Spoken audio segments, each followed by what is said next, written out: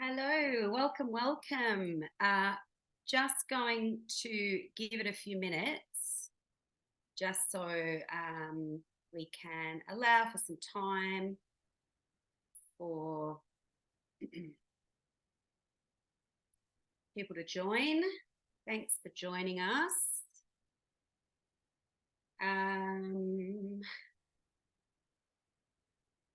Right.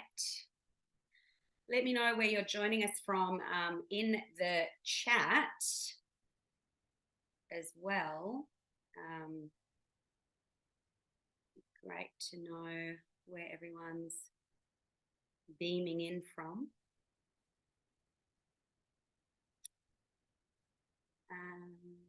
Okay, I'll just give it a few minutes. Just one little housekeeping thing. If you do want to send a chat,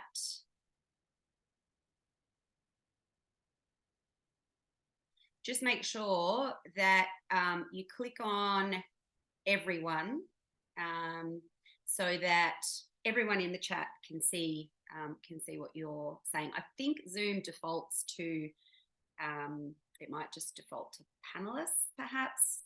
So yeah, just make sure that's set to everybody so that we can all see we can all see your questions.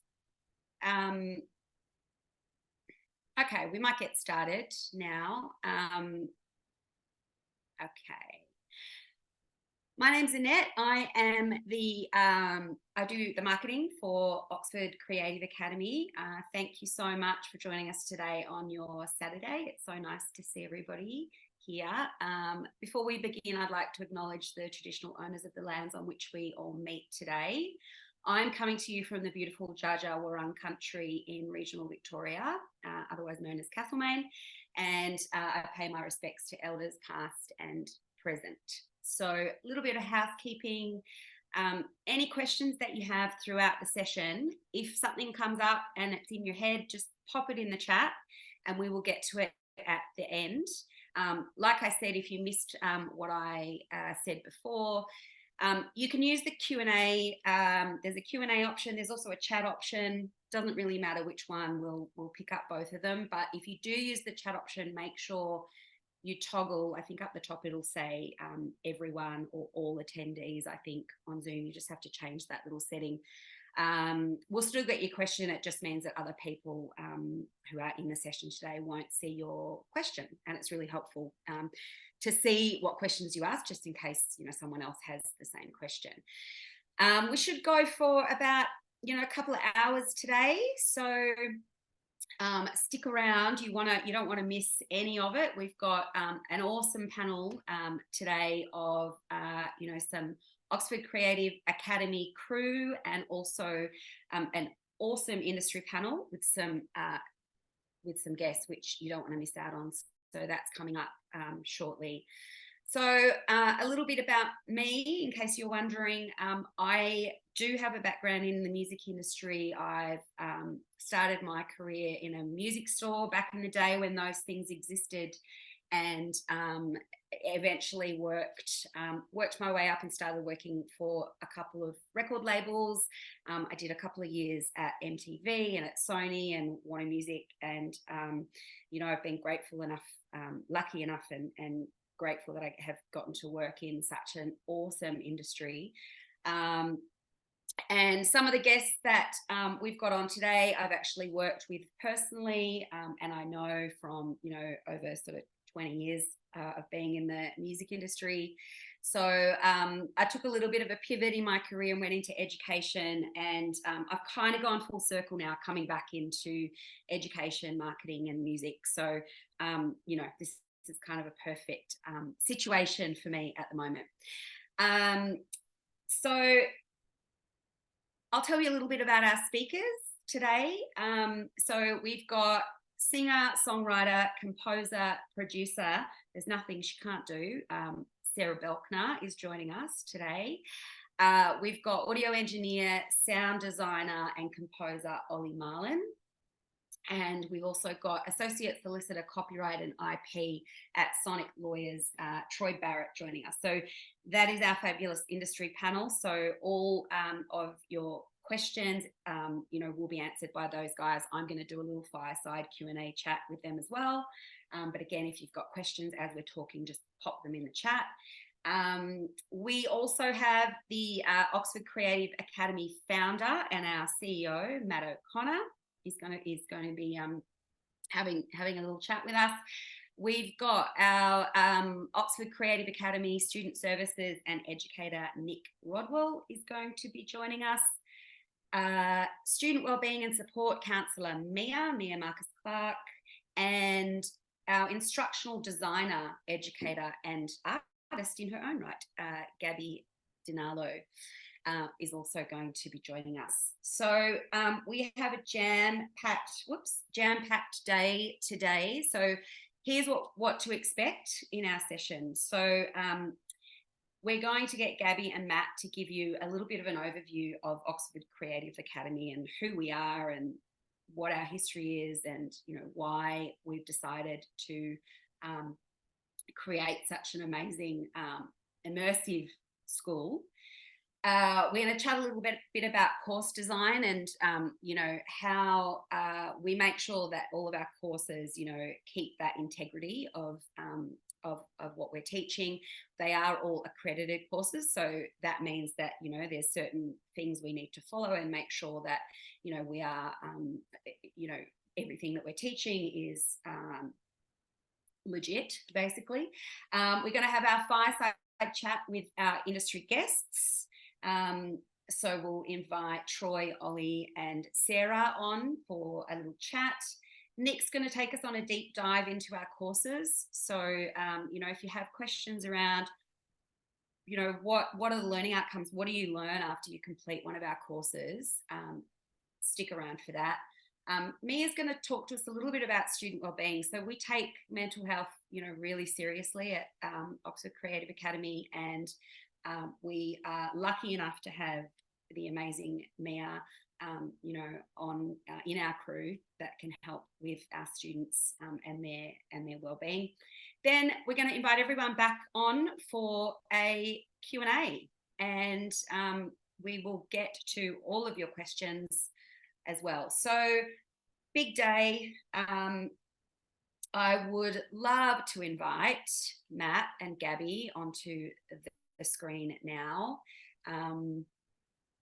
There's Matt, there we go, and Gabby, hello. Matt is actually coming to us live from our campus. I will let Matt take you through that, show you around a little bit, but I'm going to pass over to those guys now, and we'll see you guys in a bit. Thank you, Annette. That was fantastic. Hi, everyone. Thanks for joining us today. First of all, yes, I am at Oxford Art Factory. I won't give you a tour because it might rack up my screen at the moment, but you can definitely see the venue online. I'm sure many people have been here in the past. The first slide I'm kicking off today with is our vision. So originally, on the outset, the focus of starting the Oxford Creative Academy was to align education with industry practice.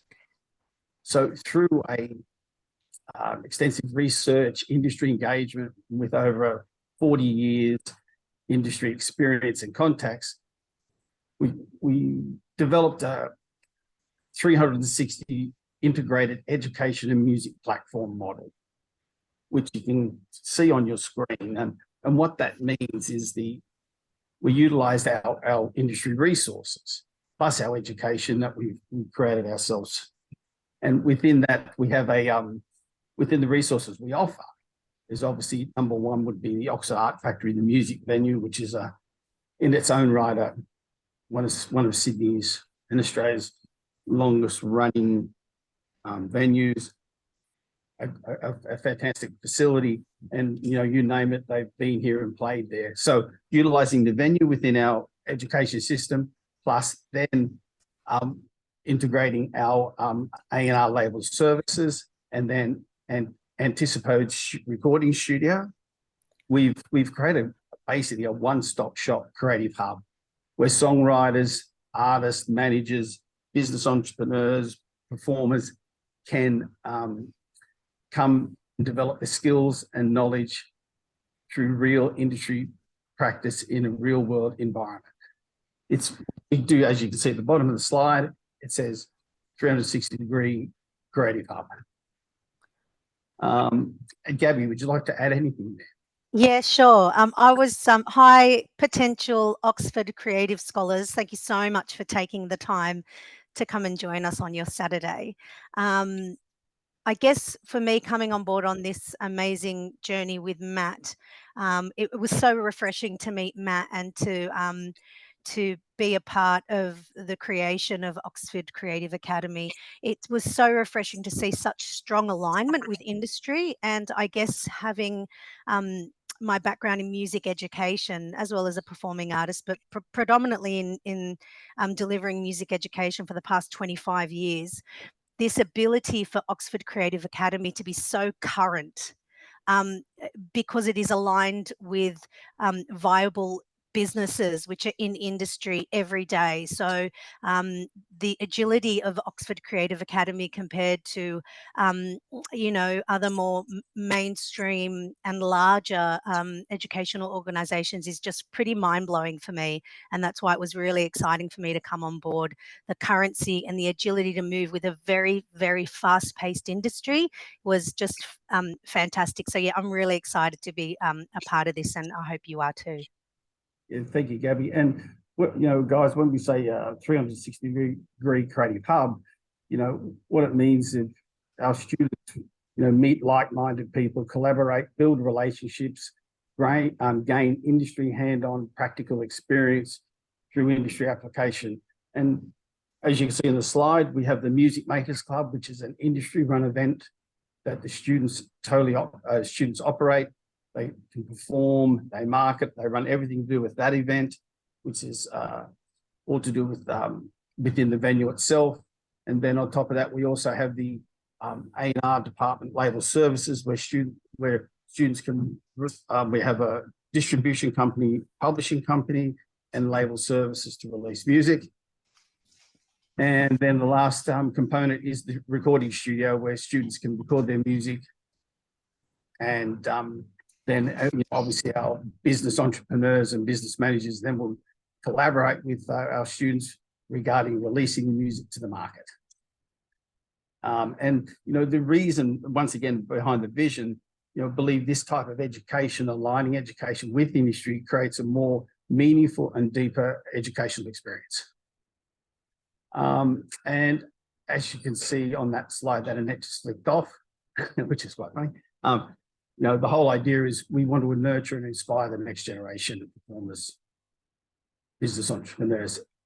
Thank you, Annette. Next slide. Also, one of the main focuses was, is affordable education. We looked at a lot of our competitors, and we thought we could do a really comprehensive job and offer affordable education, so students aren't left with massive HECS debts. So we factor that into our course design. And obviously our course is nationally recognised qualification with ASQA, the governing body. And we've created our bespoke educational offering. By reimagining education, we want to, through the venue and the campus and the industry application, challenge traditional ways of teaching, obviously more hands-on practical experience, developing sustainable business ideas, and cultivating transferable skills. A lot of our units, the skills you'll learn, you'll be able to apply those across industry context. And the last one is aligning talents with the industry, building a creative community, and supporting emerging independent artists within the industry. Gabby, would you like to add anything there? Yeah, I guess this is the lens when we were creating the content for in the classroom, and yes, while we're governed by a body in regards to the nationally recognised accreditation, we really did have this lens in our approach in everything that we were creating. So, you know, this idea of reimagining education by having this venue as a campus is very bespoke, and ensuring that the practical application is at the forefront of the knowledge and skills that you get, and then applying it and having that 360-degree integrated platform makes that absolutely possible. And the idea that, you know, when Nic goes into the 3 streams, and we'll talk about this a little bit more, there is this, because the scaffolding is there, the cross-pollination between the streams is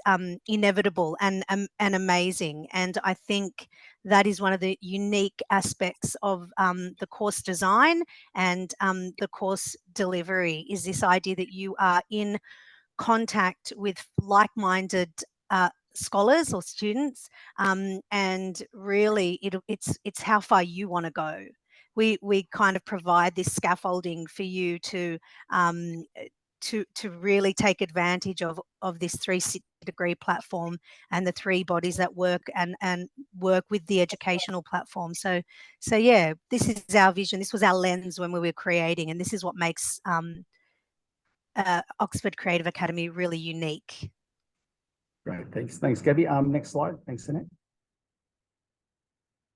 And obviously, the slides, the Oxford Creative Academy brand and the Oxford Art Factory brand, and just a little bit of a history there. Simon Tilley and Barry Tilley, who own the Oxford Art Factory, and it's also operated by and the founder Mark Gerber. We work very closely with the venue. We have a long relationship of running events here. That's by us working together. Running events is how we came together with like-minded and started Oxford Creative Academy up. Students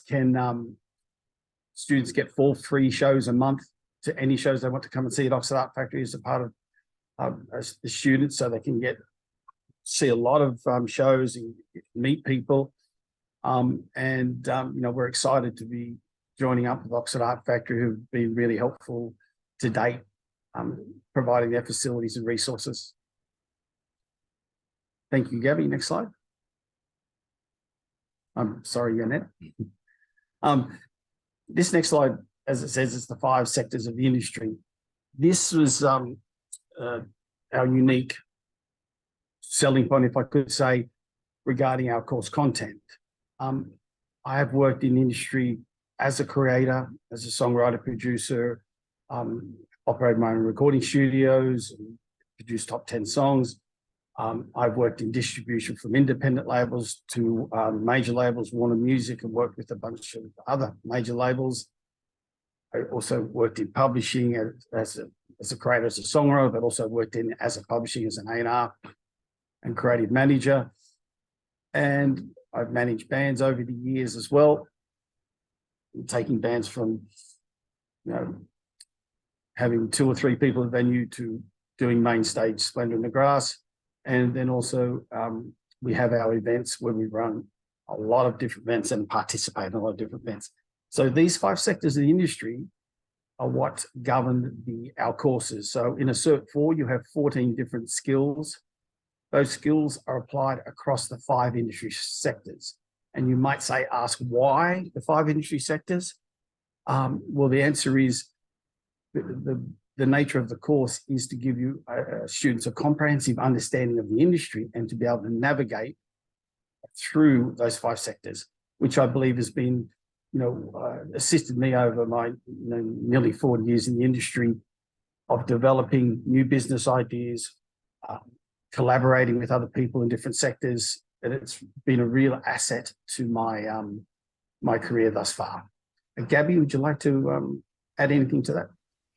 Yeah, and this for me, coming on to develop the content, this is the cornerstone of understanding the industry. It's this really holistic approach. So, you know, if you're gone are the days where the singer just says, all I do is sing, you know, like that's my thing. This is real need for creative people to flourish in the industry, to have a really solid grounding on what the industry looks like, so you can maneuver successfully and make really strong partnerships across all the 5 sectors, which you're dealing with every day anyway, whether you your eyes are open to it or not. So this this approach to having a very, very strong understanding of the industry allows you to be very agile within it and to really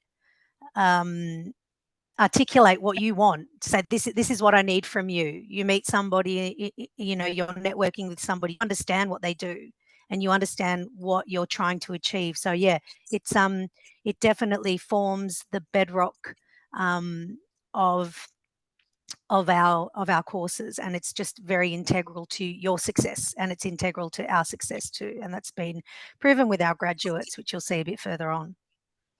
Great, thank you, Gabby. Next slide, thanks, Annette.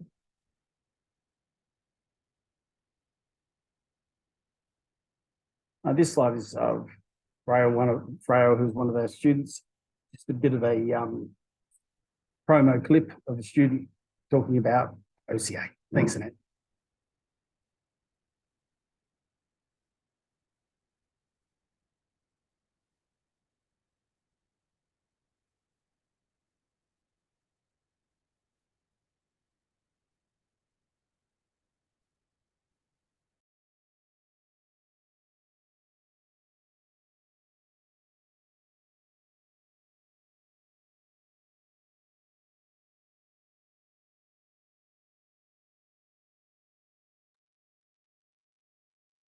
Thanks, Annette. And as you saw, guys, with the video, that was just one of our Music Makers Club events that are really well attended, and the students ran that event. So that was the the lead up to the afternoon, setting up during the performance of that event.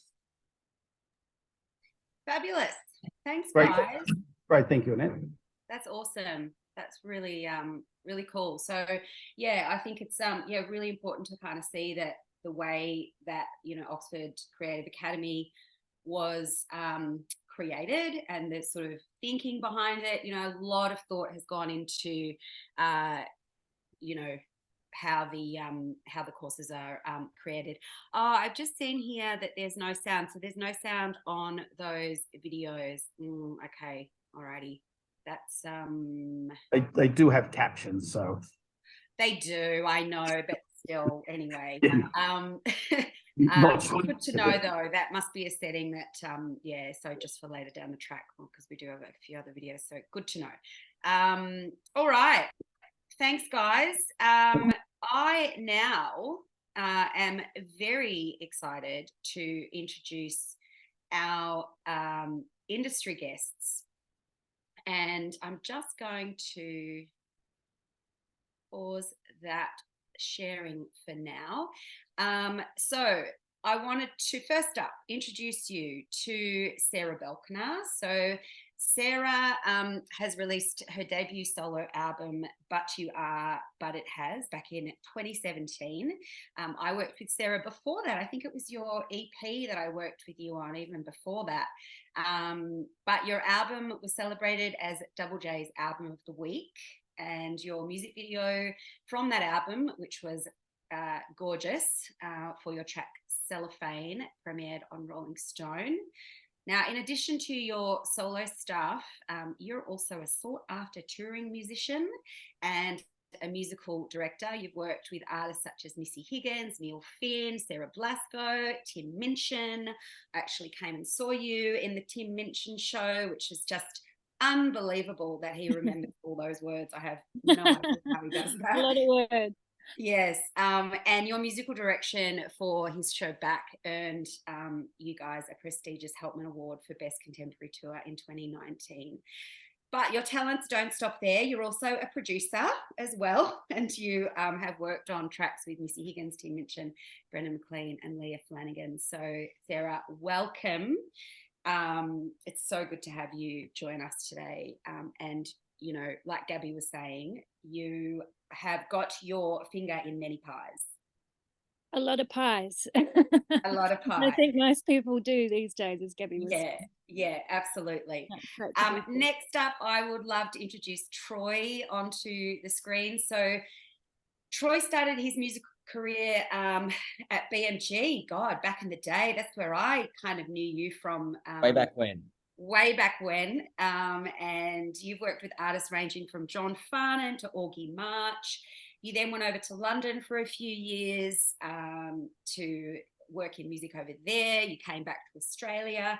You opened your own artist management company called Hub Artist Services, and you signed ARIA and APRA award-winning clients such as Megan Washington and Old Man River. You took a little pivot in your career. Small one. Yeah, big one, and retrained as a music industry lawyer. But I don't know how you did this, but while you were doing that, you also established the Sydney office for international distribution company Believe, and you ran APAC operations for a UK music publisher Audio Network. How did you do that and study law No sleep. at the same time? No sleep. And in 2022, you joined Sonic Lawyers, whose clients include AC/DC, Tina Arena, Australian Idol, where you're now an associate solicitor specialising in copyright and IP, and you are very passionate about independent Australian artists. So it's really good to also have you on the panel as well today. Really fascinating insight, I think, coming from that, IP, copyright, area, which is great, and also really important for emerging artists to sort of understand as well. Yep. And then finally, I'd like to invite Ollie onto the screen. So Ollie Marlan, g'day Ollie.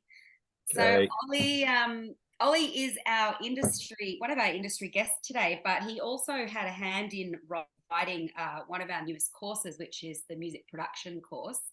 And he's actually coming live to you today from what would be your campus if you did do that course. This is the studio music production course, where you do get to work and learn within an operating studio as well. So Ollie is an experienced educator in audio engineering, sound design and music composition, with a career that spans both the creative and technical realms. You have left an indelible mark on the music industry. You've worked with a diverse array of rock, pop, and hip hop acts. Your contributions have graced the works of internationally acclaimed artists like Azalea Banks, Jack Ladder, and the Dreamlanders, the Presets, and the legendary Australian band itself. So amazing, and good to have you all here today joining us. And I think such an awesome, diverse, I guess, insight from all different areas of the music industry. So, depending on where you think you're going to go with your studies, or your career, I think you're going to get something, out of this today. So, first up, I wanted to sort of throw over to each of our guests just to give those guys the opportunity to tell us a little bit about how you sort of got into the music industry. Sarah, we might start with you.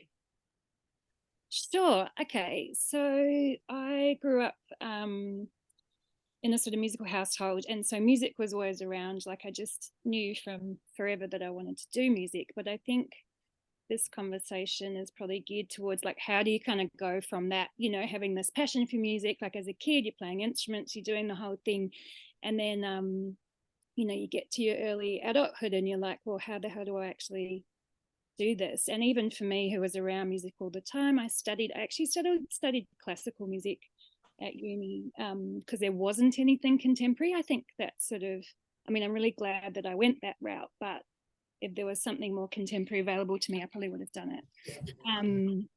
But yeah, so I came through that, and then I moved to Australia like early 20s and just was trying to make my own music. So made an EP, made a bunch of stuff under a different name. And yeah, it was just really, I don't know, just fluffing about trying to get my music out. And then through my own work, like, other artists started to be interested in what I was doing kind of on a production level, because I always made my own music. And then I met my husband, who's a really amazing sound engineer, and him and I started producing the work that you kind of hear from me now. So there's a lot of chapters before what I have out publicly.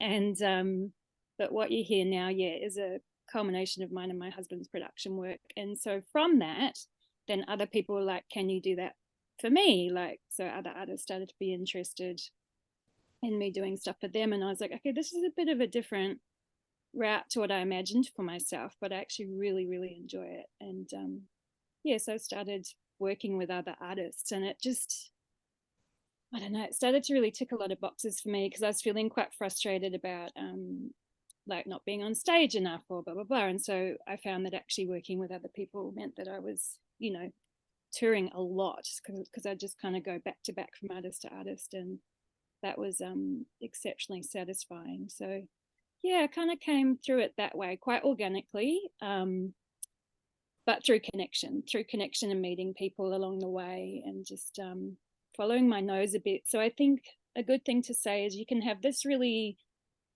distinct idea of like, okay, this is what I'm going to do, but being open, I think, to the changes and the other avenues as you go, you can end up with a really more interesting career than you sort of started out thinking as well. So, yeah. Fantastic. Yeah. We'll talk a little bit about sort of networking and how important that is,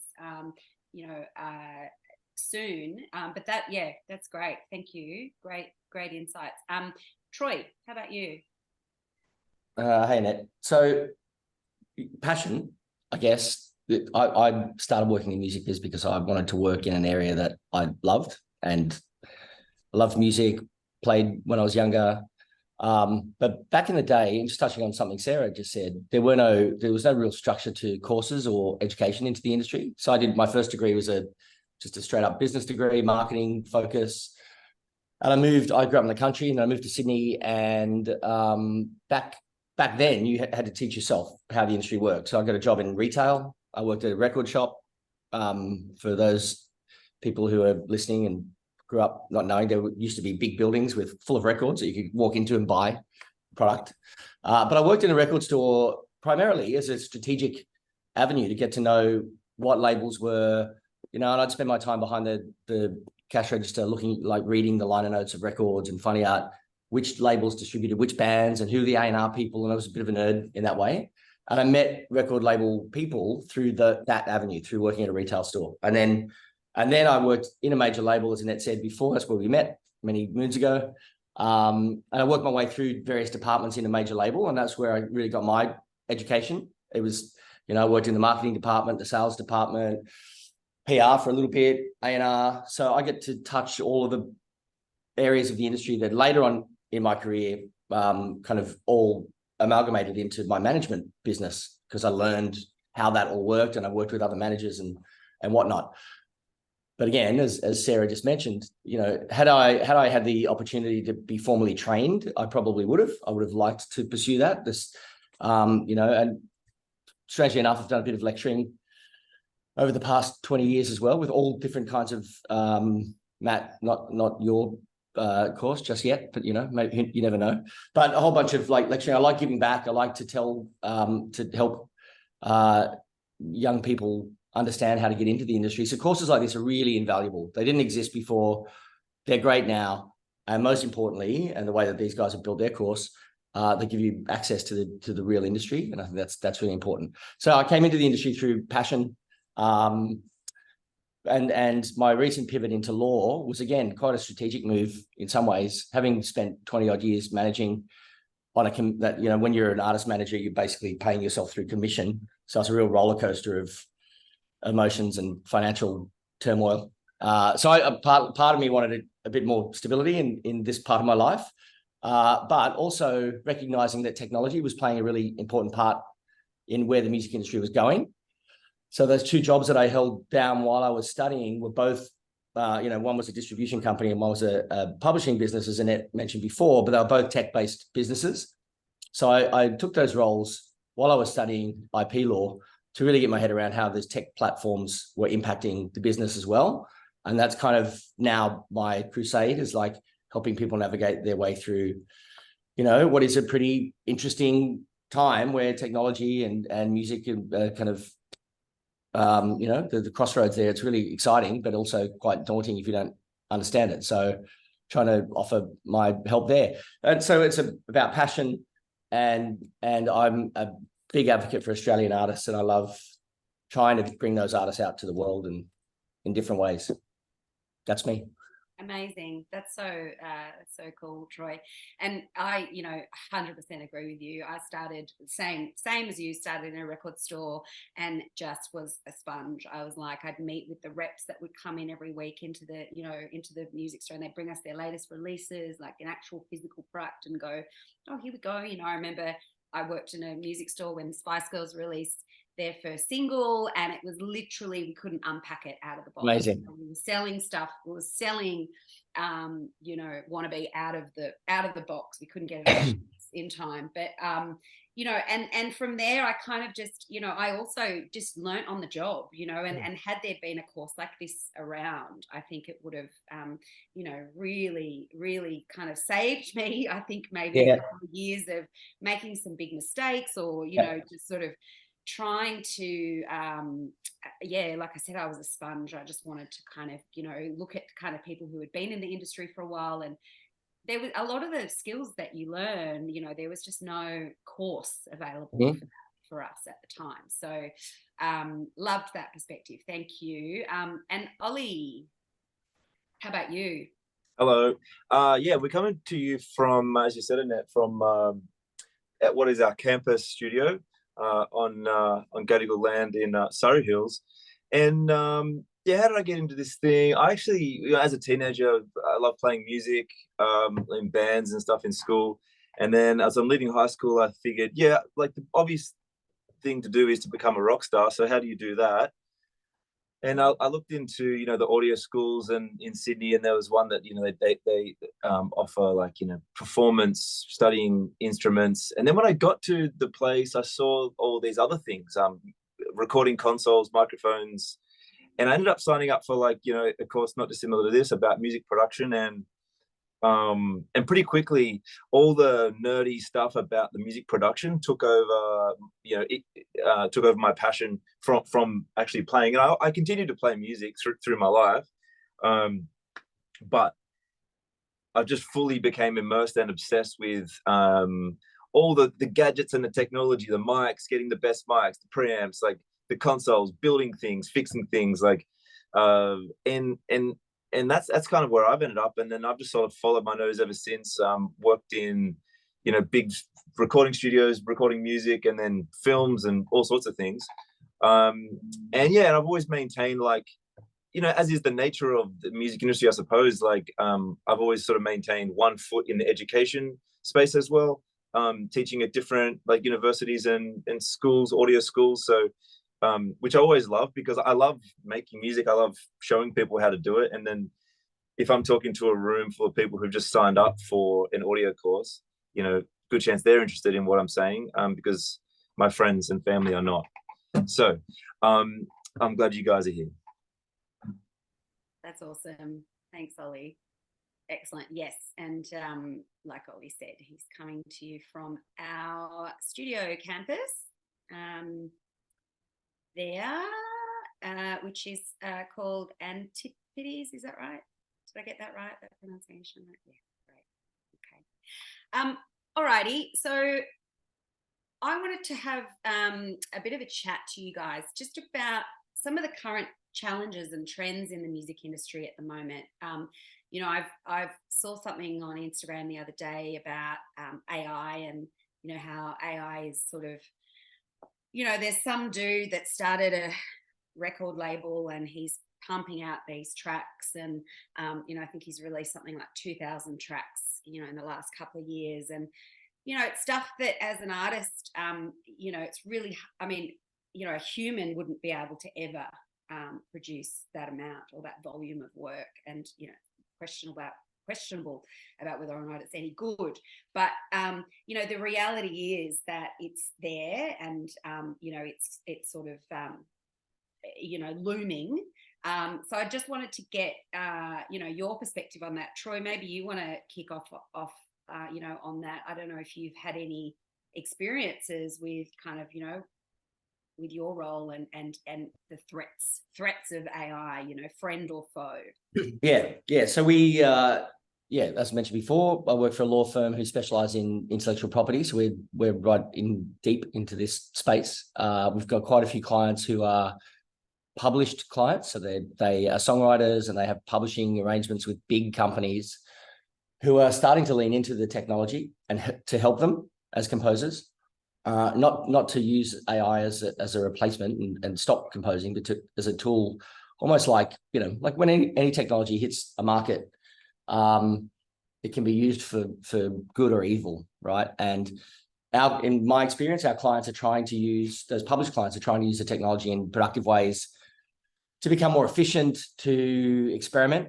And, art has always been, whether it's, back in the 50s or now, it's always been about pushing the boundaries. So using the technology to experiment and try and create interesting works. Two of my clients, for example, were just commissioned by the Sydney Opera House for their 50th birthday celebrations last year to have the Opera House building itself create music. So they put sensors all over the building, inside and outside, on the sails, in the main concert hall.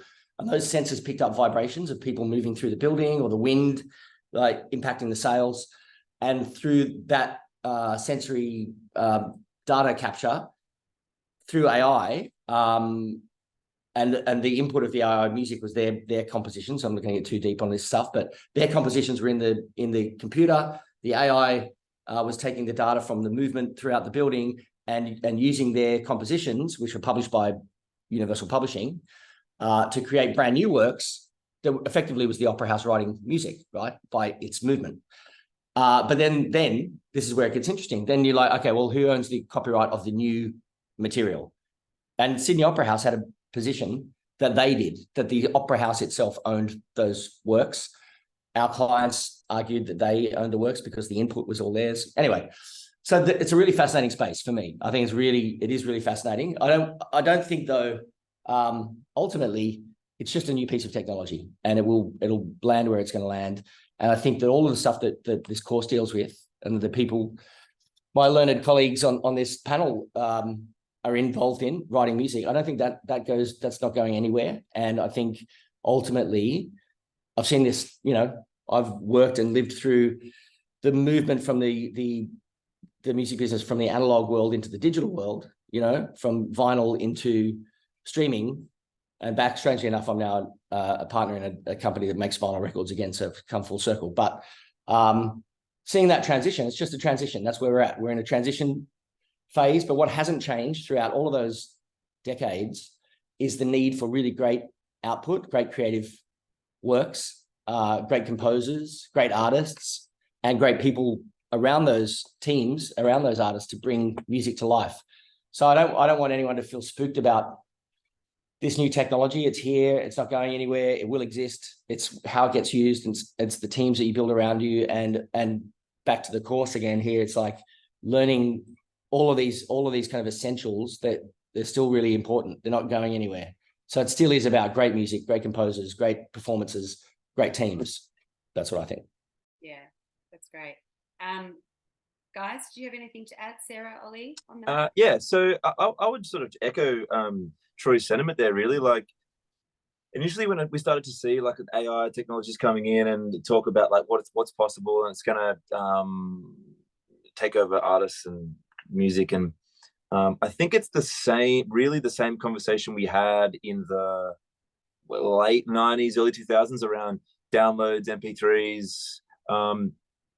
There was a lot of doomsday speak going on, but the music industry still exists, and you could argue that it's made it stronger through like they have different things we can say about like the online streaming platforms, but one thing that's hard to argue with is the amount of exposure that those tools can give emerging artists. And not to mention almost like a decentralized income stream for artists. In any case, I think what we'll see realistically is a lot of these AI tools being used just like we use all the other tools, all the other software and things. We can use them to our advantage in music production. And people do talk about like, oh yeah, the AI could, you know, make the songs. I'm not sure if anybody's actually heard music that is made by AI. I've played with it. You know, I've had AI generate music for me, and even used AI generated lyrics and vocals and made music like that just as an experiment, and it sounds absolutely terrible. It's like, it doesn't make any sense. And it's funny and it's fun, but like, and maybe it will get better, but at this point I'm like pretty happy to say that like we're not going to be replaced by the AI, and if anything, you know, get in and learn it. So that, just I guess to the point of the question, about it's an emerging technology, and anyone who's looking to get into the industry, I think it will be a really huge asset to yourself and those around you to really like embrace these new tools and learn about it. Like, how do you make AI stuff? How can you make AI do stuff for you? Like, there's probably, we can think of heaps of boring stuff that we have to do in music production. Like, it's like admin-y sort of stuff, or like just little boring editing things. Can we like make the AI do that bit, and we can spend more time doing the fun bit? So yeah, that's what I was going to say too. For processing, it's really useful. Maybe not so much for coming up with lyrics. So yeah, sorry, I didn't mean to butt in. I was just agreeing with you. No, that I'm finished. You jump in, Sarah. I was just gonna echo the same thing. I think it's the next thing, you know, like there's just always going to be something. And I think from an artist's point of view and perspective, there is always going to be something that you can use to put yourself off doing what you'd like to do. So so you have to just keep choosing to keep doing it. Like, it's such an endurance game what we do. Like, you have to, you've just got to keep coming back to yourself all the time. And so all of these really external things that go on, especially big changes like this, like you can easily go, oh, that's it, I'm just going to throw the towel in because that doesn't relate to me. And I don't, like, if the world changes in that way, then how am I going to be relevant? And like, there's just so many things like that you could be put off by. And I think the more that I go, the more that I understand that it's really about, it's still that direct connection to fan, and it's actually just bringing them back to you. Like, it's within this massive thing, like you've got to build your own little space, and there's room for everybody. That's what I'm starting to realize. Like, it's not you don't have to wait for that golden ticket, you know. I think people do that too much. I did that way too much in the early part of my career. It's just like, okay, when am I going to get, you know, like get the green light, you know. So you just have to got to make it yourself.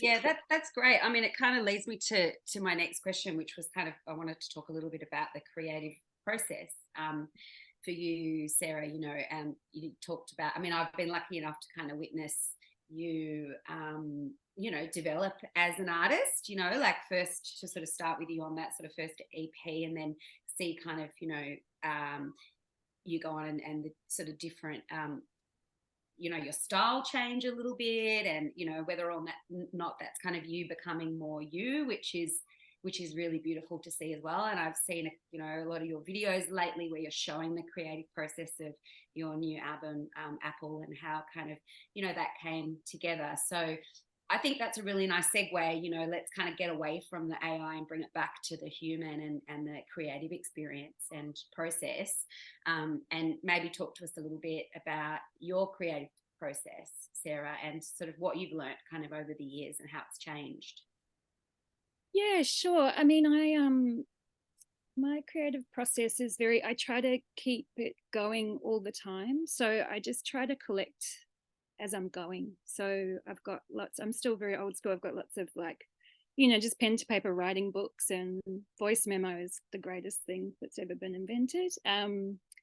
So just capturing everything as you go, you know, capturing all these little things and ideas. And I just try to keep my brain as open as possible. So it could just be a couple of words, and it's like, just jot it down, you know, have it all sitting there. And then I kind of flick my brain over into like a curating kind of process, I guess. I sort of think like an art collection, or like you're starting to sort of put all of that together. So that's a more formal sort of sit down yeah, like here's the thread of a song, I'll start working on that a bit more, and then this song idea kind of goes with that. I'm still very much an album brain kind of writer. Like it's definitely the age of song by song and singles, but I still, I just love that curation of a body of work. So I mean, I'm really committed to that. So that's what I'm sort of saying. It's like, that's what I like to do. So I'm not going to let other things put me off doing that. Do you know what I mean? Like I think it's a really important thing to say, because you can easily go like, what's the point in doing that? Because everyone's saying it's a singles market, and it's like, well, that's how I work. Like that's my art form, you know? So it's kind of, it's like, do you just stop doing the thing that you actually love doing? So I start putting the songs together and then just kind of let them all kind of come together, and then have a big bag of songs that I'm working on, and then whittle them down to kind of 9 or 10 to make a record or an EP. So that's, but I think the collecting all the time thing is really important too. Like and I also think, you know, just that, you know, point you make about just coming back to yourself and your own sort of art and what you want to make, and not being influenced by outside influences. I mean, I've worked for some pretty big major labels where I've witnessed that happen with artists, which is you know, not great.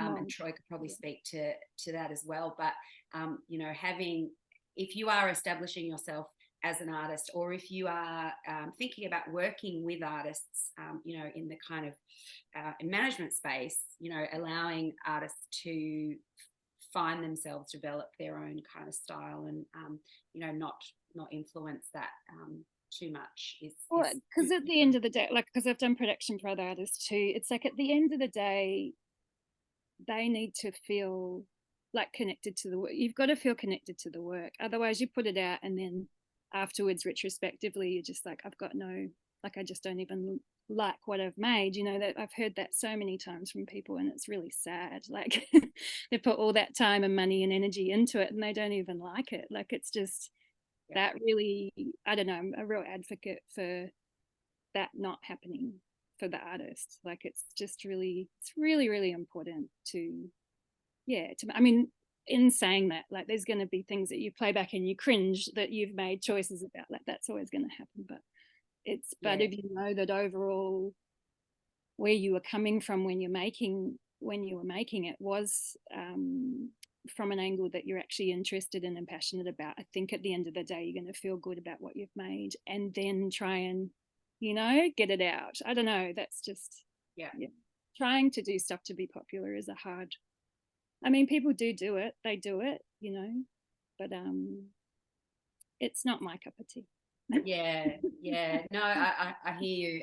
And you know, maybe Troy, you can elaborate a little bit more on that from an artist management perspective. But and I recently read an article about, you know, when we used to say, or when, you know, that term of breaking an artist, you know, and what does that mean, and what does that mean today, you know, in terms of, you know, I want to break, or I've broken an artist, which is a weird term, but it's what we use in the industry, right? And you know, how talk to me a little bit about your experience as a manager, and you know, kind of witnessing creative process, and you know, how do you get involved, and what does that mean to you to break an artist these days? Yeah, so every artist is different, and I'm really heartened to hear, Sarah, what you were just saying about not playing by anyone else's rules. Some advice that I've given all of my management clients over the years, same piece of advice that I give now to young artists who might come to our law firm with a record deal in front of them, say, hey, you know, we want to sign this deal. What's it all about? It's like, there are no rules. The wonderful thing about the music industry, and it's a tough industry, it's really competitive, but there are standards, but there are no rules. So there are, you know, this is the way most people do it.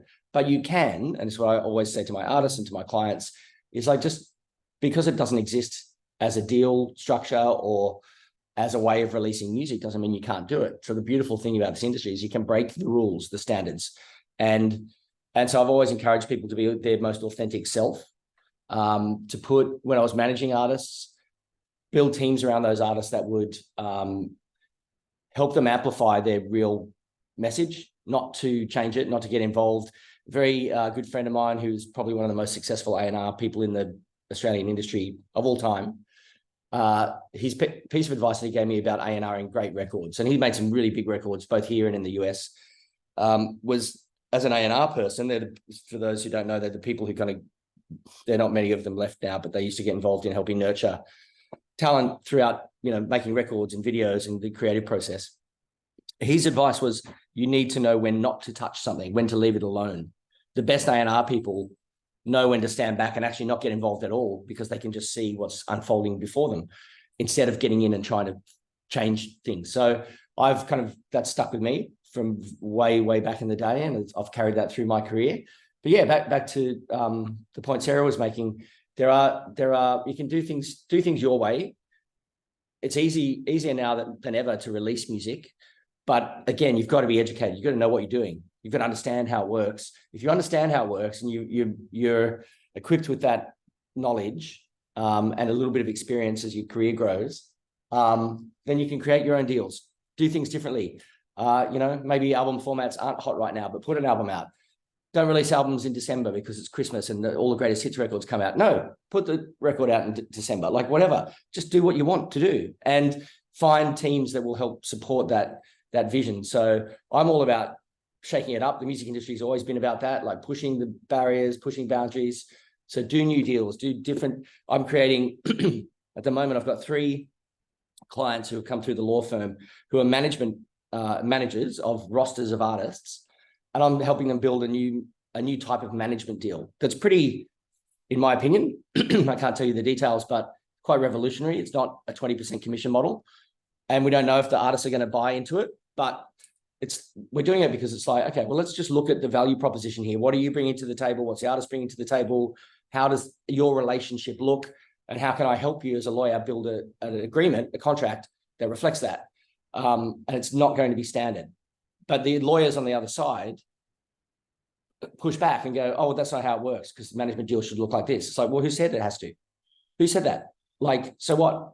We're presenting this deal and this is what we want. So yeah, all that stuff. Just stick to your guns, be authentic, but again, learn how the industry works. And that's why this course is so brilliant, because you've got to understand it. And once you understand it, then you can break the eggs and, make some omelets or whatever that saying is. Break things. Yes, I love it. Love breaking things. That's great. I want to just go to Ollie and see if he's got any thing to add about this discussion and the creative process. But Troy, I do want to come back to you and just chat to you about deals. I'm not going to ask you for too much information, but I think that's a really important point. Ollie, did you have anything to add in regards to? Yeah. Basically, just to say that from a music producer's point of view, where often I'm not the one who has written the song, and I'm working with the person someone who's written a song, and I want to help them make that as translate to the market or whatever, or for people's ears, and it's different every time. So artist to artist, I need to learn through the artist, through their art, and through, like, because they're not going to tell me like this is how it needs to be. I need to kind of decipher, okay, this is the song. Do we just record it exactly as it is, just with the one guitar? Do we just record that one mic, just record it right now, just sing it, and we just ship it off to Spotify? Or do we need to, like, is a 400 bar verse in the second verse, is that a bit long? Maybe we can make it like, because as Troy was saying, there's no rules, but there's just like some rules. Like if you have a 9 bar verse every time, you might upset the listeners. So you sort of come back to these standards. You go, okay, 16 bars, and so you sort of shape the artist. And I guess like the music producer's job is to maintain the integrity of the art. What was interesting about it? What made me like this? What made me like the music? And then slip in the standards where we can, just so that people understand what's going on. One quick example I often use is like, someone comes to me and they say, I'm a rapper, I got a trap song. Okay, cool. And then, but they want it to be like, the only instruments are like flute, banjo, and like a bongo drum. And it's like, yeah, that's cool. That's very interesting, very new, but like, your artist, your audience won't know that you're a trap singer, that a trap rapper. They won't know because it sounds like a thing. So anyway, good fun. Yeah, great. Love that. Yeah, just back on deals. I mean, I guess, you know, when I was working in record labels, you know, and the way that kind of record companies were looked at and used to be looked at, you know, and whenever I explained to anyone about how a kind of record deal worked, I would always kind of give the example of, you know, the record label is like a bank, and you've basically gone to the bank, which is the record label, and you've asked for a loan for some money, and you've said, can I have 100K? And the record label says, yes, here's 100K. And with that 100K, you can go and make your album. You can go and make your video clip. You can, you know, maybe use some of that for touring. Let's make some merchandise. And then, you know, you'd kind of spend all that money. But the artist's job was to pay back that money, you know, in terms of their album sales or ticket sales or merch sales. And depending on what deal it was, you know, sometimes it would be some artists had to pay back 100% of that money. Sometimes they'd have to pay back only, you know, 80% or 50%. But a lot of artists that you see, you know, I mean, I'm talking kind of early 2000s where, you know, they'd sign these deals and it'd be like, oh my God, you got signed. Like, this artist has been signed. This is such a good opportunity. But that artist is going to have to work their absolute butt off to pay back that money, you know, pay back that money to the record company. So I don't know if you guys have insight into that at the moment, but, you know, just we hear about this thing. Well, it used to be a thing. I'm not even sure if it is anymore. This 360 deal, and, you know, all these kinds of different types of deals that artists do. And I think it is important, Troy, like you said, to be knowledgeable about this, especially if you are wanting to be an artist or you want to manage artists or work with artists. Yeah, what's your thought on kind of the record deal and where that sort of sits at the moment, Troy? Yep, it's I think it's a really great time to be an artist and a manager because there are so many different types of deals in the market. We're in this wonderful place where distribution companies, so there are record labels, traditional record labels, and then there are these new digital distribution platforms that some of the people listening probably have used to put their music out. So TuneCore, Believe, that I used to work for, pardon me, and those companies, they get your music out effectively to all of the streaming platforms, but the deals are pretty much the inverse of a record label deal.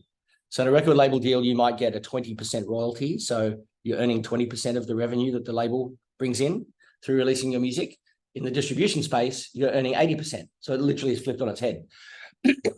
Pardon me. But you have fewer resources. So you don't have big marketing budgets. You don't get an advance sometimes. You don't have a label manager. So you're doing everything yourself. Again, it's about knowing how the industry works, because those deals are really, I wish they were around when I was an artist manager. They weren't. The distribution companies didn't exist. That's how quickly the industry works. Because if they were, I absolutely would have done all of my business through this model, because 80% of the revenue coming back to my artist, building a team around them that can release music independently, that model I think is a great model. Whereas the record label model that you described still exists, absolutely. The 360, they own, you know, they loan you the money for the house, but then they own the house even after you pay the money back. That still exists. That still happens. Very few of my clients are in those deals anymore. And in fact, the one thing that has changed in my time in the industry, and I could go on forever about this, but the brilliant evolution is that artists now own their copyright. Very rarely does a label now make a play to say, we're going to own this record forever, which they used to all the time. So now, again, now more than ever, you really need to understand how the industry works, because you're probably getting into a licensing deal with either a major or a distribution company where you're licensing your record to them for a limited period of time, and it will come back to you eventually. That's great, because that's now the industry standard. It's very, very rare that the copyright will leave the artist, but you've got to know what to do with it. In fact, we're pretty busy at the moment getting master recordings back from labels for our clients. So, a band might have a 15-year career. They put records out with different labels around the world. And we're now approaching those labels and asking for those master rights back and negotiating them back so the band can own their records again. So it's a really cool point in time, I think. But you've got to know what kind of deals are out there. You've got to know who's doing those deals, where you can find your resource, because you still have to pay. You're still gonna have to like fund things. You have to fund the recordings and fund the marketing and promo, and so you still have to find your money. But in terms of actually getting your music out, yeah, it's a really wonderful time. There's just variation and choice now that wasn't there before. Yeah, that's great.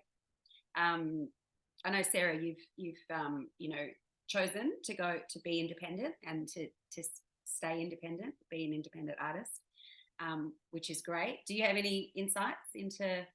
Yeah, I mean, it's sort of just, it's rolled that way for me in the way that I was always very aware of that record label model. Like I knew what it did. And so I was never really going for that. Like I look back, I'm like, why didn't I really push for that? Because surely that would have given me more exposure or blah, blah, blah. But it's like, it's just kind of shit that goes around in your head that's really, it's not applicable. Like my dad was signed to CBS in the 80s and he did 3 albums and then got dropped, and like he went through the whole thing. And I think having that as an example really, like, it's really got into me and really stuck with me. And so my outlook on it is like, you couldn't even put music out yourself, like in the 80s, 90s, like even early 90s, if you wanted to release music, you had to go through a label. Like there was no physical way to put music out. Like that is so restrictive, isn't it? Like if I think about how I just go on, like I work with MGM, who's a distributor, and then I've got, I'm still working with Nat, who's doing my PR, and like, so I've got this little, kind of little team, sort of little label that I'm still trying to work out and build myself. And it's just, I don't know, the fact that you can even do that is so amazing. Like, and it does allow you to make the work that you want to make, because then I just go, okay, well, I'm going to build the music first, and then I'm going to work out how to put it out second. But yeah, the opportunity and access, that direct access to people is just, I think we should be, we've got to just keep focusing on that. That's super special, and then work out realistically what our monetizing avenues are from there. Because I think that's, we can't rely on streaming to fund our recordings either. So we have to, like, this is me 2024, this is what I'm sitting down with myself trying to work out. So okay, where are these actual avenues of revenue, to come back? So I'm looking at things like, I'm looking at like Bandcamp, I'm looking at Patreon, I'm looking at, like just all these other models, but that actually do bring money in, so it's an interesting time. And death to the major label. Like it was never a happy time for a lot of people. So it's that debt, like the realization of that debt for artists was just, I mean, talk about mental health. What a crippling thing to turn around and realize that you don't own anything, you don't like, and you just, I think it was a very cruel model. So yeah, Sarah, I'm happy to see. Sarah, can I just jump in there? Something you just touched upon with those revenue streams. And this is not a shameless plug for my business, but I've recently joined forces with a friend of mine to create a new model based around vinyl records to support artists who can't earn enough money through streaming, right? So new emerging artists. So this, the guy that I'm partnered with in this business ran iTunes here for 10 years. And he's a good friend of mine, and we used to have Friday coffees, and he's resigned about a year ago. And this whole conversation started by him saying, I'm so frustrated. I work for this big streaming, I shouldn't be saying this, probably it's being recorded, but anyway, I'm working for this big streaming company and I can't move the dial for these brilliant young artists. I'm having the same meetings week after week with managers and artists. I can't do anything. I can maybe give them a playlist cover. I can, pitch them to our international partners, but the algorithm is stacked against Australian artists. The algorithm is really heavily weighted into international. So the streaming revenue is tough, right? You shouldn't look at putting records out in the streaming space as a way of making money anymore. I honestly believe that, but it is a great exposure tool, right? It's a point of discovery and it's important that you play in that space, but don't count on it to make money. So we've now we invested in a vinyl manufacturing plant in Brisbane, and we're offering deals to young artists where we'll press 200 versions of their new EP, for example, take the entire risk, so they don't have to put their hand in their pocket. Wow. We take the risk. We print 200 copies of their EP on vinyl. We put it out through our platform. We sell it on our platform. We pay a 30% royalty, which is pretty healthy given it's expensive to make vinyl. So that's around $10 an album that we give back to the artist. The artist, though, can choose to divert that royalty, that $10 per album, so $2,000 in total, pretty much, into pressing standard black label, black vinyl versions of their record that they can then just take off our hands. So that probably gets you about another 200 pieces.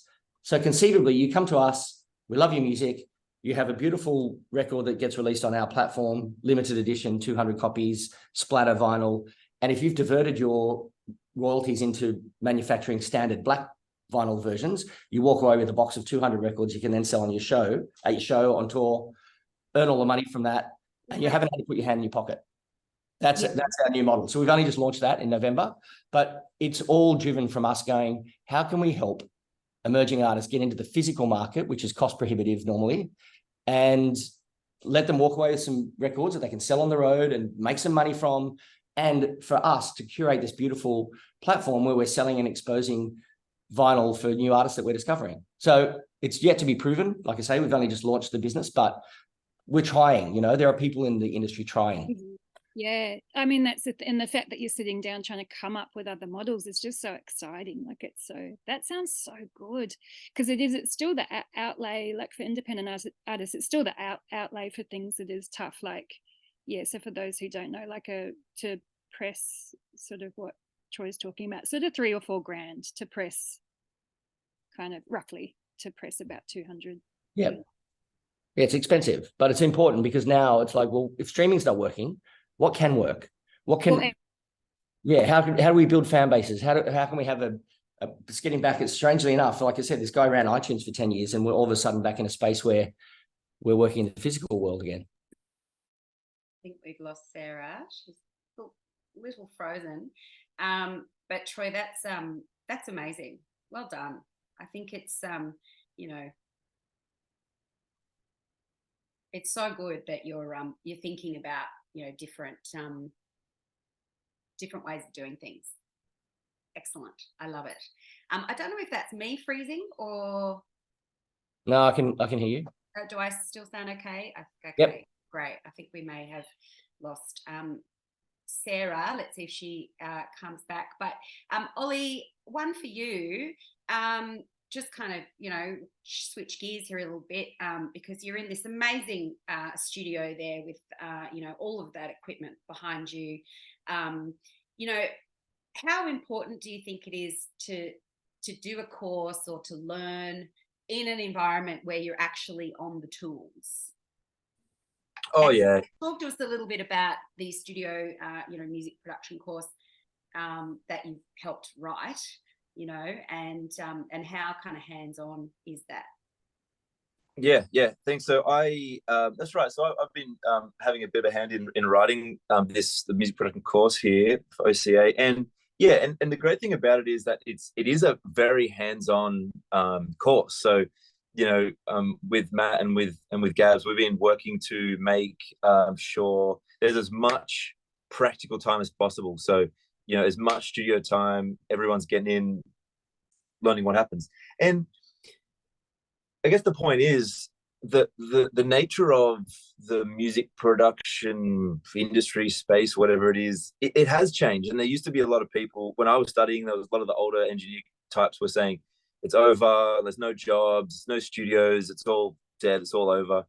And I managed to have a career in the music production space. And I guess their point, what they didn't realize at the time, was that sure, there are less jobs, there are less studios, but it means that we need to be directly in contact with the client, with the artist. So how most of my career happened sort of went was, it's me going directly to the artist and we have a relationship, and together we figure out how do we produce the record. So do they have a lot of money? Do we go and hire a big studio? Do they have no money? Do I just like borrow bits and pieces from friends and family and we record it in their bedroom? Like, how do we do it? So in any case, I think that the massive advantage of studying like a course where you have all this hands-on stuff with the real world, industry relevant equipment is that you learn it here, and then you can pretty quickly just move into working with artists. You're not sort of relying on like an internship with a big studio where you get to just make the copies for a year and then, hopefully get to roll up a mic cable. In theory, if you're in this space and you spend the time in this course, putting your energy into it, obviously you only get out what you put in. But if you put the focus and the energy into learning this equipment, there's absolutely no reason why you can't just step into industry and just start recording people. I mean, obviously you need to find the equipment, find the funds to hire the equipment or rent the studio or whatever. But that's why we have the managers. Amazing. Yeah, that's awesome. Thank you. And I mean, I think there's nothing compares to actually hands-on, on the tools, as they say, rather than kind of being talking about something, over actually kind of doing something. And a lot of stuff, and I know, Sarah, you do a lot of this, experimenting and experimentation around trying different things. And I'm loving your new little videos that you're doing around your new album, and how things just come from things. You sort of like, you hear something and you're like, oh, that's pretty cool, and then that'll kind of maybe lead you on into another direction. And as a student or someone who's looking to get into music production, being able to experiment like that and kind of make those kind of good mistakes where you're like, oh, what was that? How did I do that? And then sort of seeing what comes on from there is invaluable. Just looking at the time, because we've got a little bit of stuff to get through. I just maybe we'll finish on kind of one question for each of you, and then you guys will come back at the end just for any questions that the audience has. But I would just like to hear from you guys. If you had one piece of advice, for your younger self starting out, back in the day. And for anyone who's looking to get into, either, producing music or getting into the music business side of things and music management, perhaps, or anyone who is looking to become an artist, what is some advice that you would give? Sarah, we'll start with you.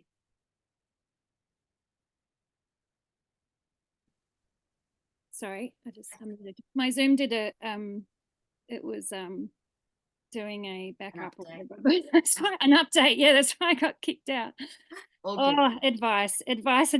My God. I guess just, it is the classic like believe in yourself thing, because it is that. It's just like you have to really stick to your own guns and just but don't be scared to work with other people. I think too, like collaboration is so huge, like whether that is in the business realm or the creative realm, or just being open to to other people's input. I think I was quite closed off when I first started because I was very skeptical of the music industry, and so I feel like in the early part of my 20s I was probably I didn't kind of dive in kind of fast enough. I think like that's one thing that I'd probably say, just get in there a bit more, just don't worry about making a few more mistakes. I think because I was a bit I kind of put my toe in and then I'd kind of dip out again because I was just very nervy about the whole thing. So I think, just get in there. Don't be scared to ask questions. I mean, the nature of everything now is so much more open. Like you can just have coffee with people so much easier. Like it's really, really incredible. So I think just dive in, go hard. Yeah, that's cool. I mean, look, and I remember you and I, having many a coffee and just shooting the shit about stuff as well. You don't have to have a a structured relationship with someone to kind of pick their brain or to mentor you as well. It's just sitting down and having a coffee and a conversation with someone, you know, can spark ideas and you kind of.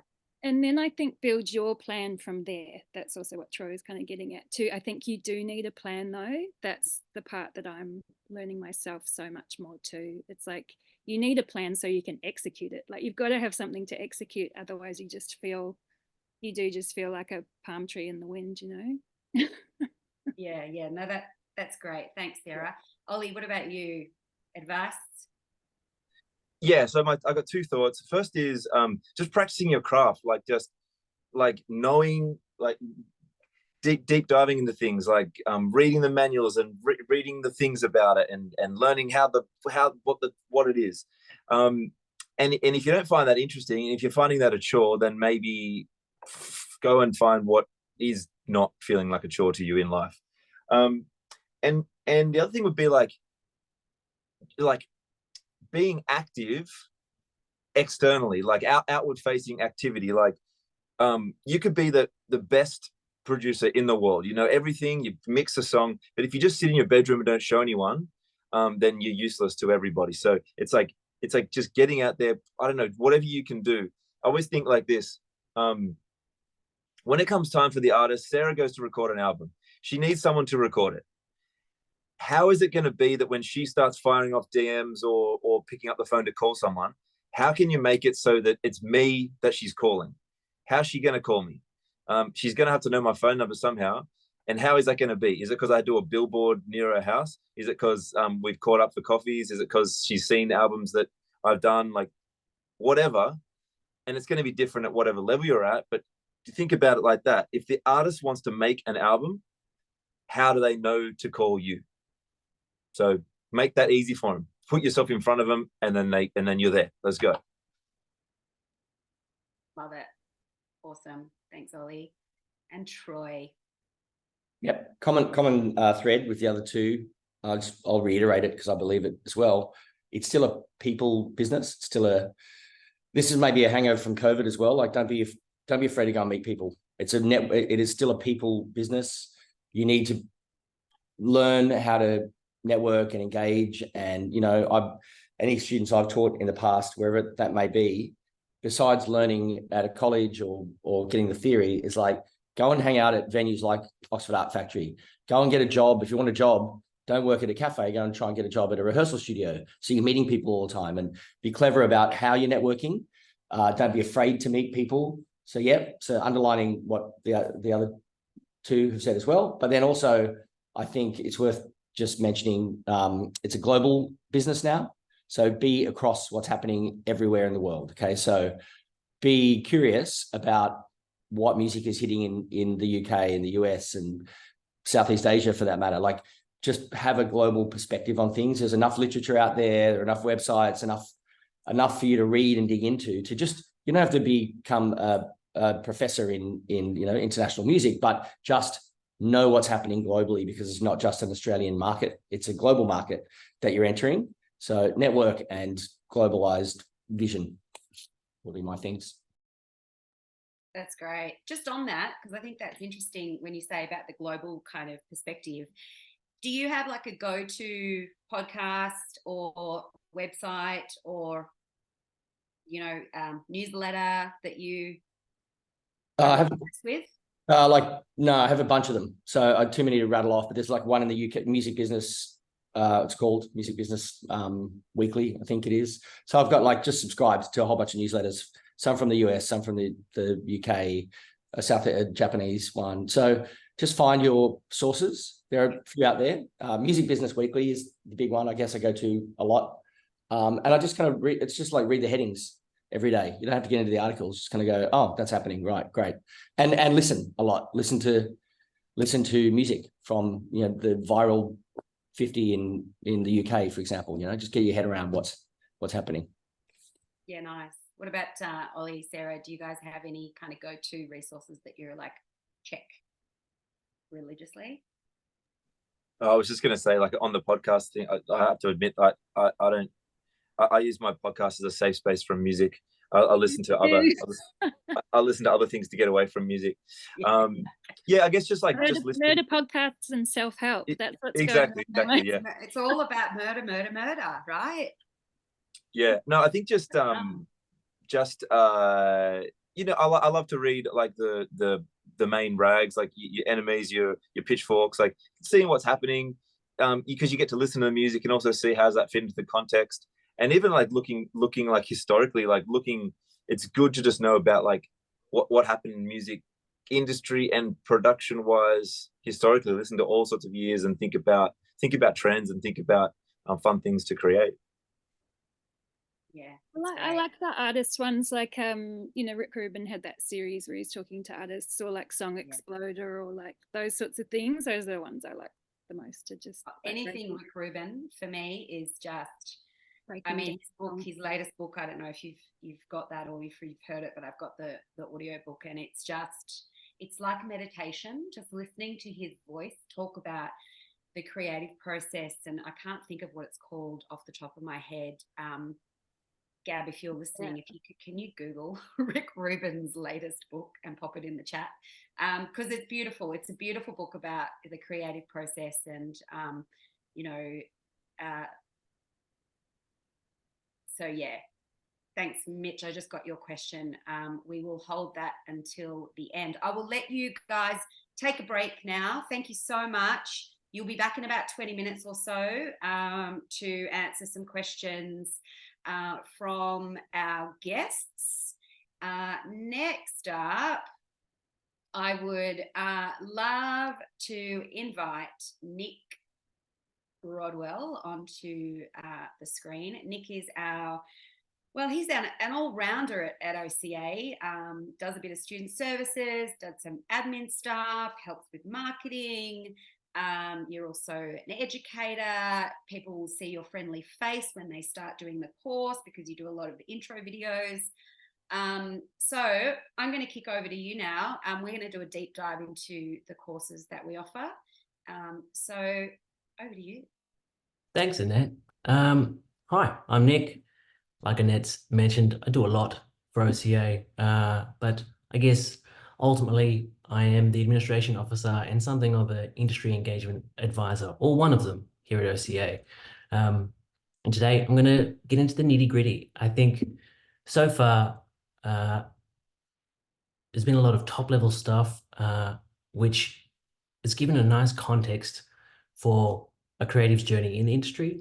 And here it's going to help me show you why we've chosen our units and why they're important. So let's get in. The Cert for Music. It has 3 specializations, as you can see here: entertainment business management, live music performance, and music production studio. These 3 specializations form the basis for our creative hub. We have large visions for how we want them to interact and build for our students, but fundamentally, they all share a certain number of units, and we've chosen these units because they're the core of translatable knowledges and skills across every sector in the industry. So, Annette, would you please bring up that slide? Great, thank you. These are your common units. Now, regardless of where you specialize, all of you will be doing these and learning the same skills. And so I'm going to give you a bit of a breakdown on all of these. So starting with Communicate with Influence, this is the art of the pitch. Now, between what you've heard from Troy, Sarah, and Ollie, there's been a lot of pitches made in their careers. For you as maybe an emerging artist, you're probably very familiar with coming up against your pitch for Spotify editorial and wondering how I do that. As you would progress through your professional career, these pitches get bigger and weightier in their impact. And so everyone needs to learn how to pitch, whether you're a budding manager trying to pitch your act to a festival, an artist trying to pitch your song to a recording artist. You know, learning how to pitch is fundamental and its importance is ongoing. So this is why you study it first. The next one is manage media assets. This one we think is important because any small hiccup when sharing an asset can like lose an opportunity. So the greatest example here is that you might be a producer like Ollie and having a chat with a rapper, and the rapper says, I really need a beat like this. And you think to yourself, oh, I have something like that. You pull open your phone and you jump into your drive, but all your assets are named Frog on a lily pad, a Sunday with a hair in it, and Dank Slime on a green bus. And you have to then press play and listen and go like, oh no, it's not that one. Oh no, it's not that one. And by the time you found the beat, the rapper's lost interest. Now, if you've managed your media assets appropriately, you'd have, lo-fi chill boom bap 88 BPMs on the 24th of the 1st 24. And be like, that's the one I wanted to show you. And you show it, they like it, the relationship kicks off. It's really important, and those kinds of skills and that management skill is important across all sectors. The next one, apply knowledge of style and genre to music.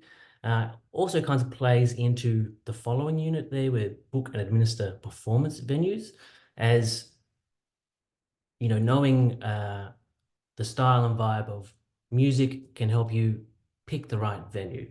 Now, that's one example, but it also extends beyond the immediate. It also helps you to analyze trends, like what Troy alluded to, where he's just keeping an ear on things.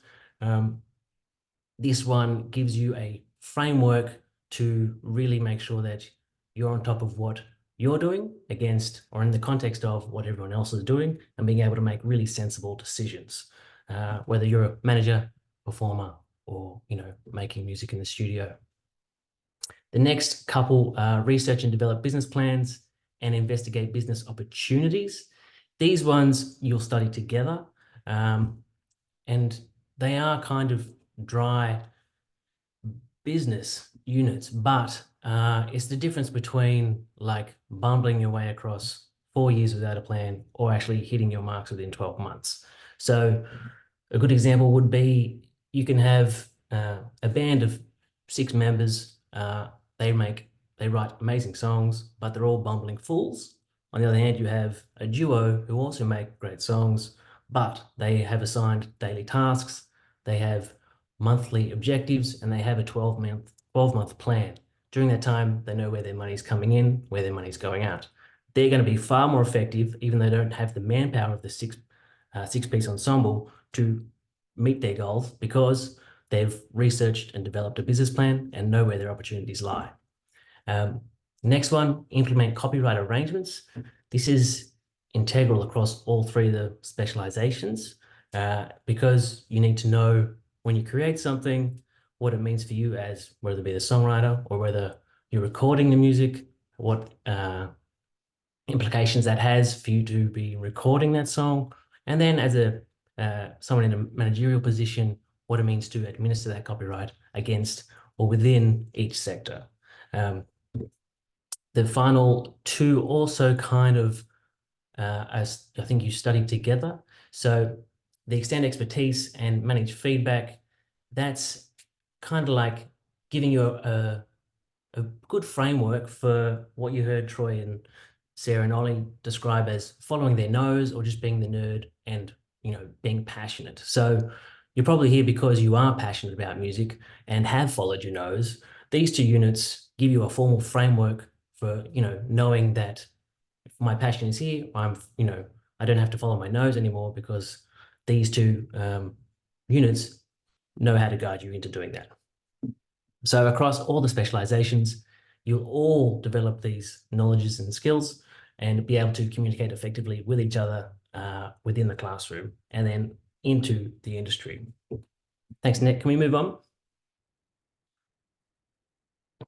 Okay, so with the business management course, you can do this at any stage and anywhere.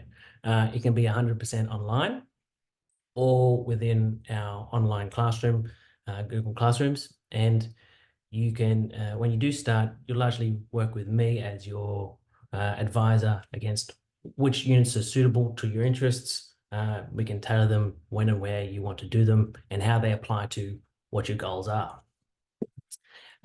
With the live music and music production, because they have face-to-face elements like the studio or being on campus at Oxford Art Factory, we do have to stagger the intakes on 3-month intervals. So every quarter, Feb, May, July, October, and they're blended. So you will do the common units, the foundations there online, but then you'll turn up 1 day a week to get your hands on the tools, as it were. Thanks, Nick. Can we move on to the next one? Okay, this one's a lot more serious. This is the accreditation in and of itself, with different aspects for both domestic and international students. We've kind of touched on a lot of these already. I think an important one here is the time you can commit, which means the time that you spend within the Creative Hub. So here in the business for domestic, you can do 14 hours face-to-face with 7 hours of mentoring. Mentoring being that you turn up to the Oxford Art Factory on a select day and you tell Matthew O'Connor your industry woes or your industry successes, and he feeds back and we can develop a relationship for you there. So if you do that consistently on those hourly bases, then you can complete the course in 12 months.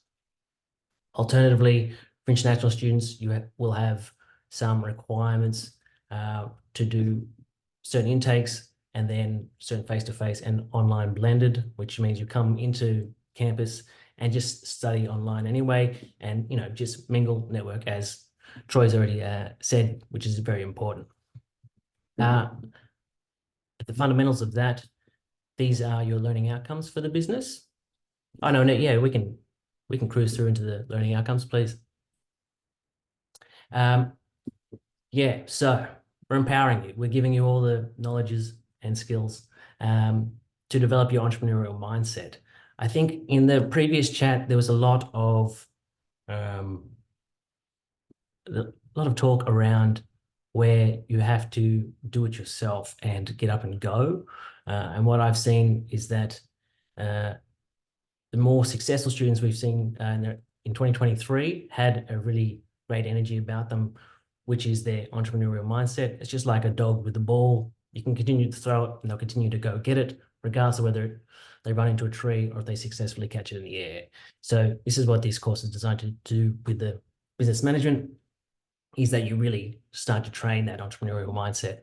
And that's done through all the practice and learning across the sectors and the project-based learning that we have as well. So that's partly to do with Music Makers Club, which we'll get to, but also with the assessments.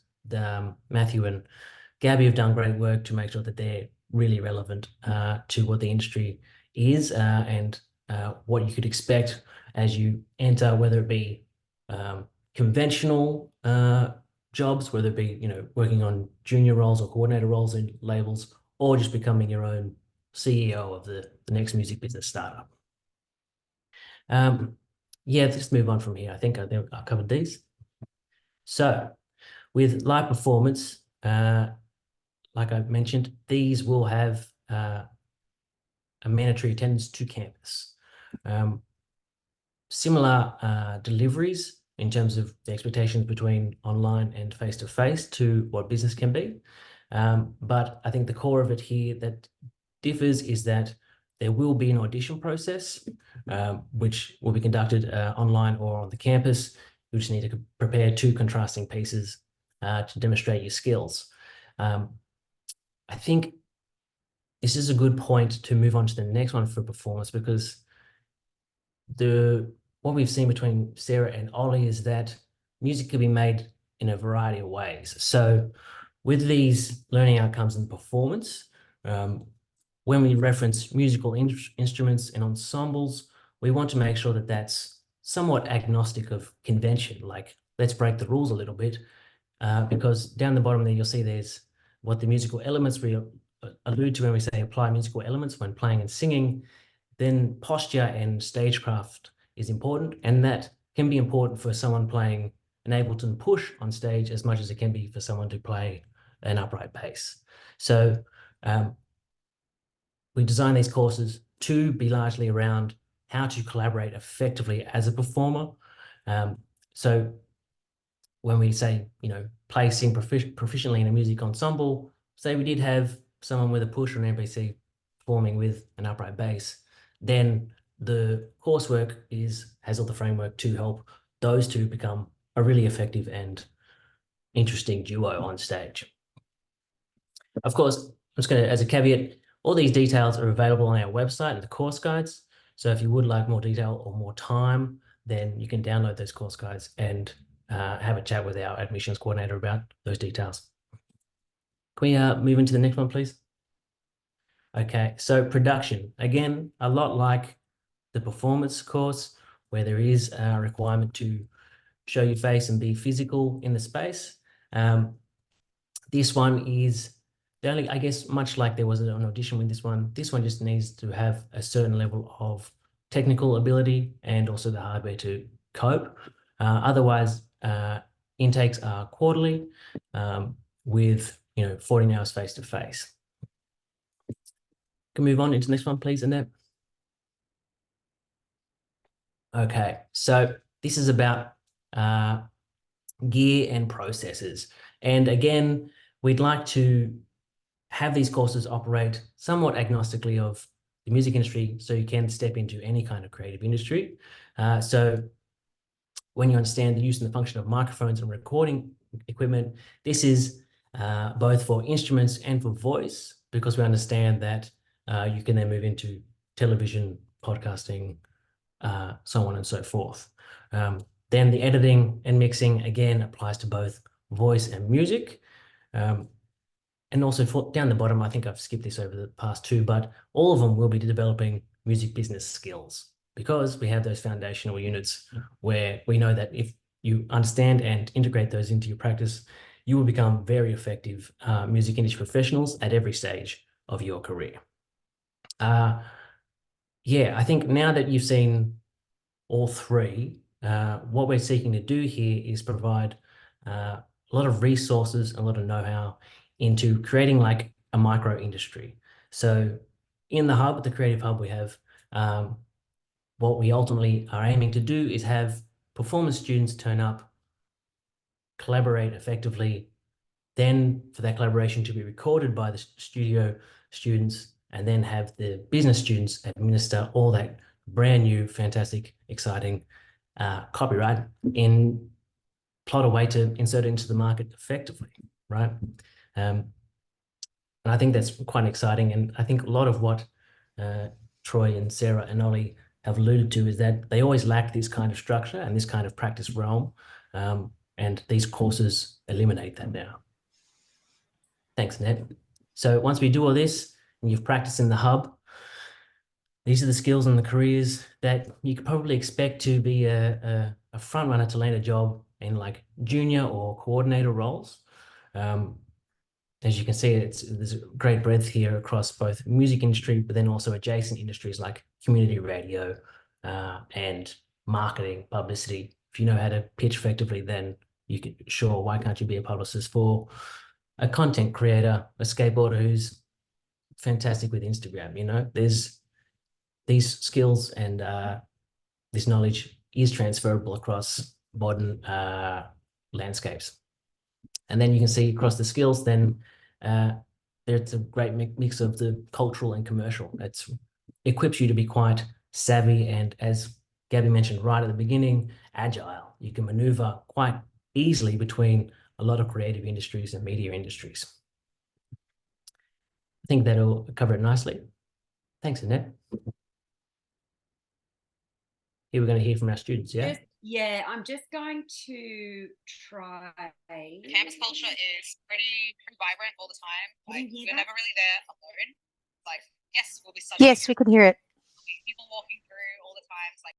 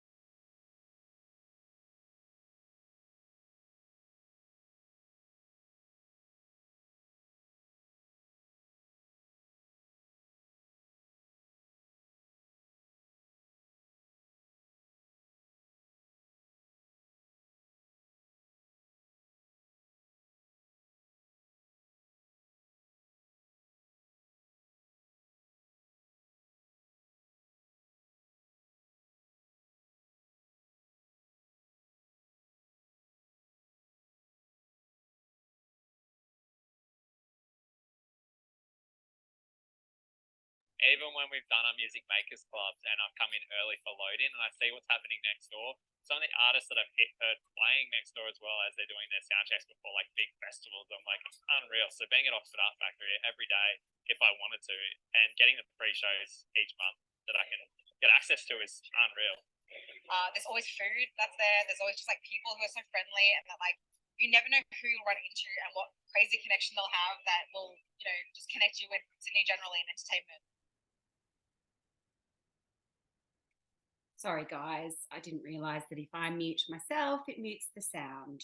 But anyway, yes, that video is also available on our website. Campus. Get you back, Nick, if you're there. Sure thing, I'm here. Makers Club. Yeah, look, from what we did here, we heard Mitch, one of our current students, talk about Music Makers Club. So the Creative Hub, the most actionable part of that at the moment is the Music Makers Club, where students are doing all the following. So they're pitching artists to play, they're negotiating with the venue for different like run sheets, run times, they're negotiating with artists about different kind of financial models.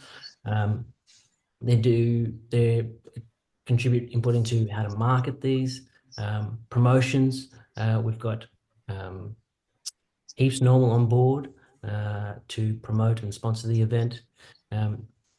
Then when it comes to the actual event, students are responsible for the running of it. So the door, bumping in, bumping out, also just making sure that the artists stick to their allotted times, and we have a very fun but efficient night.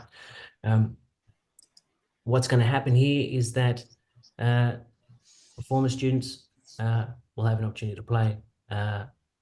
Studio will we're looking to record live sets for then studio to mix the sets, and then again have business students administer how best to get this copyright into the market. Eventually, what will also happen is that the Creative Hub will expand into also live sound students as well, which will then build out more and more of what's possible through OCA. Again, adjacent to this is our other industry engagement hub, which is the A&R record label services module or the classroom there, where you can engage in artist development, market research, management, publishing, and distro as well. So beyond the courses, this is where you get to play, practice, network, and really hone that entrepreneurial mindset. Thanks, Annette.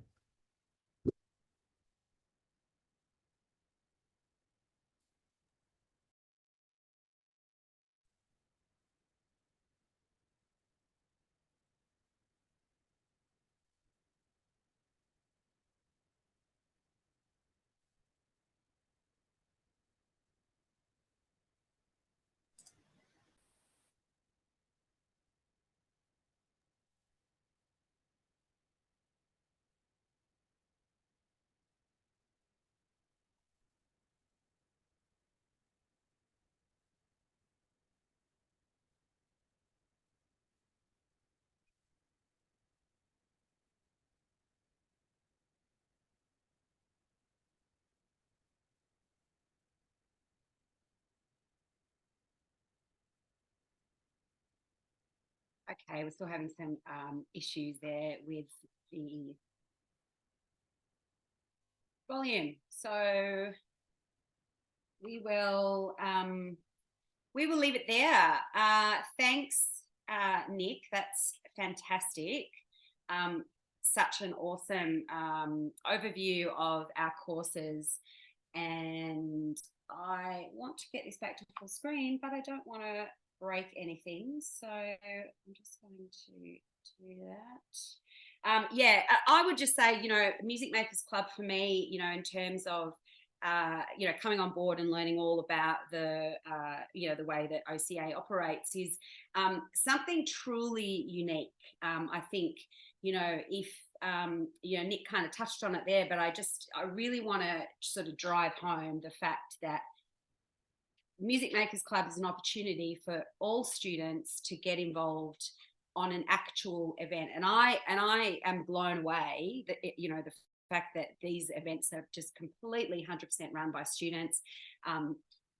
They are, I've just realized my video is not on, so you're not seeing me, but there you go. And so they're run by students, and it's extraordinary. That video is from number 50, and this year we'll be up to 100. So we're, you know, planning on doing something, you know, big for the 100th show. But like Nic said, you know, as a student, as an OCA student, you will get the opportunity to curate those events. You do everything from the, you know, start to the finish of those events, which is such an amazing opportunity, you know, to be able to learn that stuff, and to be able to learn, you know, in terms of of actually working on that. So Gabby, I'm not sure if you know your camera's on, but did you want to say something, or didn't know if you wanted to? No. Perhaps just to touch on maybe what Nic was talking about, the common units, and just in regards to the design of the course, it is really a lot of that cross collaboration that that Troy and Sarah and Ollie were talking about. Like, that's how we've designed the course. So all students will be together when they're doing those common units. So the business stream, the performance stream, and the studio students, and that's really important for that kind of cross collaboration and that networking to start. And it's quite an amazing thing to have all the students in one room learning these foundation skills together and learning from each other. And let me tell you, as an educator of 25 years, we learn from you too. So that sharing of knowledge and experience is really important. Awesome, thank you.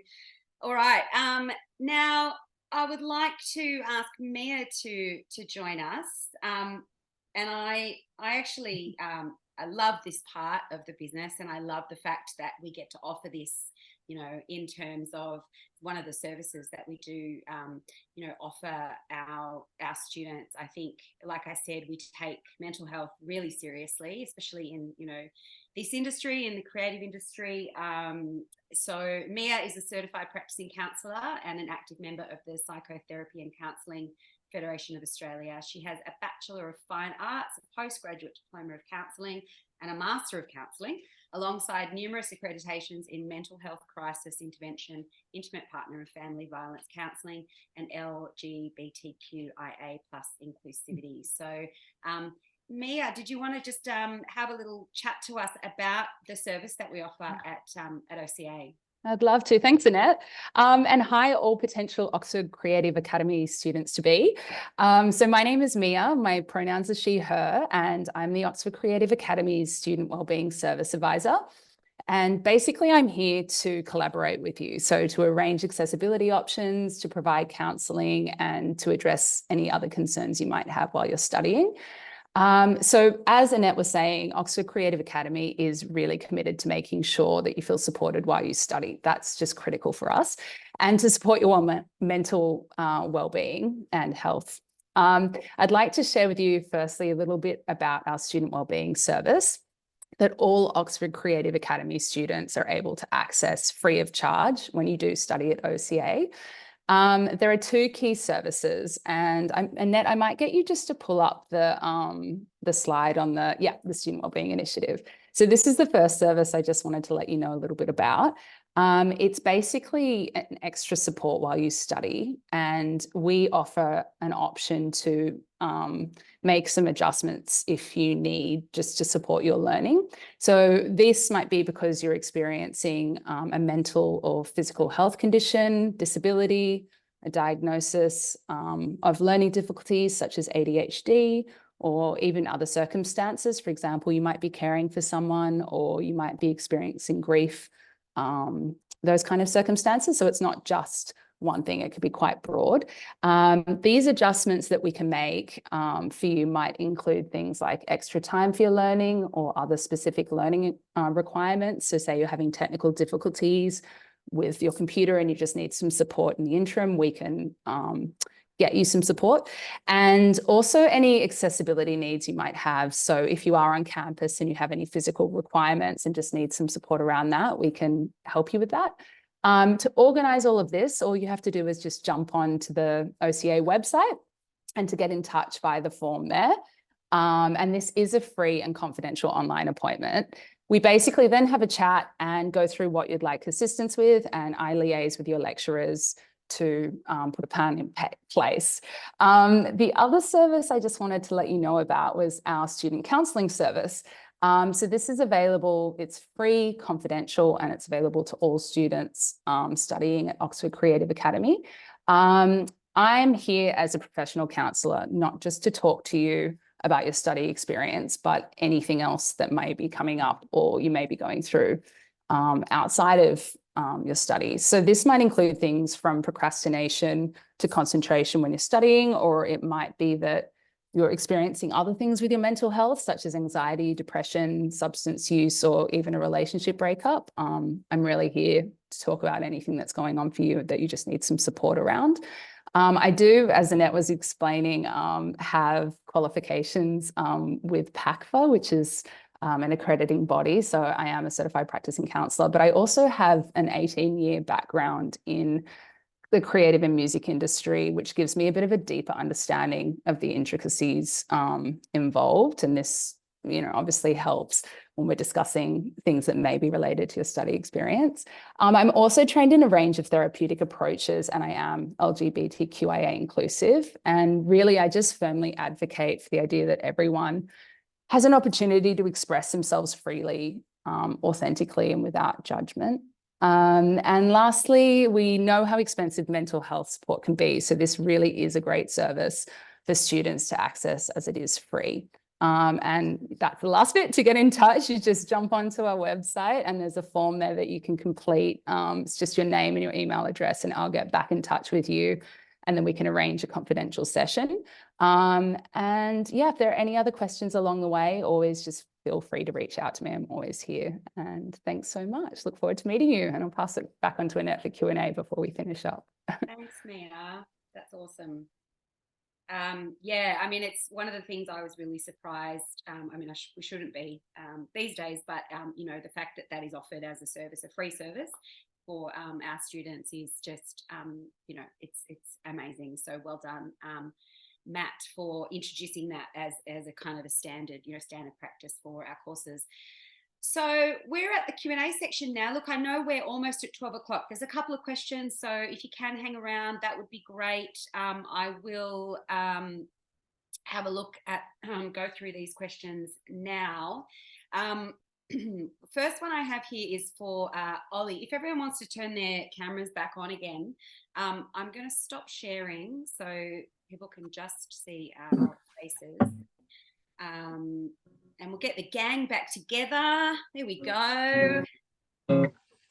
Fabulous. That's good. Yeah, just stay on mute if you aren't answering a question. That would be great. But the first one I've got is for Ollie. And Mitchell wants to know, what sort of resources would we be using in the studio there? DAW's equipment, ? Yeah, so we have Logic on this machine, and then Pro Tools. Logic on all machines. Logic on all the machines. Logic Pro on all the machines for your recording and editing and everything. And then there's just a variety of instruments. I'm mucking around with this acoustic guitar here. We've got a bass guitar, we've got the electric guitars, keyboards, and a variety of different microphones. I think what is super important is, Mitch, for you to get your hands on a bunch of different mics, because they do sound different, and we use different mics for different things. And it's not until you kind of really hear how they sound and react with different instruments, you figure out why you might choose one over the other. So a series of different mics, as well as, just so you can see behind me, I guess the main point is the studio here is, it's a professional studio. We have, the patch bays, outboard equipment that we can patch in. We've got a bunch of really nice preamps, which we'll see what they are. The Neve console, really nice sort of monitors that you'd see out, the Dynaudio monitors and the Auratones that you'd see in industry. So it's kind of equipment that you'd see in all the studios. So you get used to that, and away you go. Great, that's fantastic. Thank you. We have a question from Chloe. It's specifically in relation to the entertainment business management course, and she's asking, is this a course you would recommend to people who are already working in the industry, or is this course better suited for people starting out in the industry? I was going to throw that one over to Nic, but he seems to, I can't see him on here. Oh, there he is. There you go, Nic. Nic and Gabby might be, suited to answer that one, and in terms of I mean, for me, I guess that it's ultimately what your goals are within the industry. So depending on what, like, as Troy has shown, like, there's many ways and times to pivot within the industry, and depending on where you currently are, then if you feel like you lack in a sector, then sure, then you can totally do this course along with your current job in the industry to help you, like, understand all the sectors and take a very sensible, proactive step forward in your career, I think. Yeah, and I think, Nic, if you're working in industry, I think being able to add all of the experiences that you will have this course, like through A&R and through presenting the live shows, and I think it's really, really valuable in consolidating your skills across a big network, I guess, and meeting people and networking. So yeah, I think it definitely would be something that even if you were in industry, absolutely you would gain so much insight and experience, tangible experience that you could put on your resume. So it's not like you're just putting a course on your resume. Your resume would be this is my actual experience as well. It becomes work experience. Yeah, I think what we've heard from Ollie, Sarah, and Troy is that there is a lack of structure and formality to the industry, and has been. This is probably the first point at where you can actually show how structured and formal you are as a music industry professional. Hope that helps. Yeah, that's awesome. Thank you. I just wanted to ask, because I know we didn't bring this up, and it's something that I know, coming from an education background, having worked in education in the creative industries for the last 7 years. One question that I know a lot of students ask is assessments and exams. So do you want to talk about that? Maybe Gab, just in terms of, tell us about the and save the best for last, about exams. Look, there are everything that we do in the course is done via action. I don't know how else to put it. It's being part of the assessment is by doing. It is so hands-on that your commitment to the course, being there and being active, is how you pass your assessments.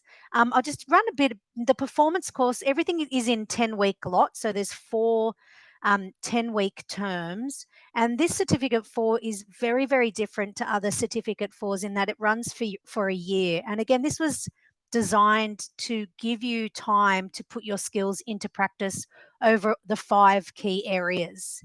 And it's not done like that. But the idea is that providing you with the time, you've got a year to be able to be ready, industry ready, to start working in industry. And that's the aim.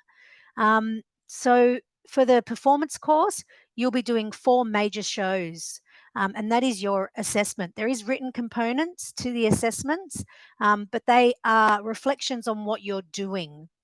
There will be research components, but they are so aligned with what is happening within your units that it's not like you're having to put in time or diverging from what you're actually doing. Everything cross-pollinates with what's happening in the actual sessions.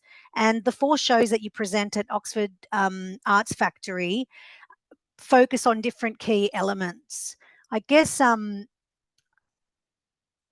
for me, it was really important for us to design the assessments to be relevant and current. And we were able to do that with ease because of the 360-degree integrated platform with industry and education.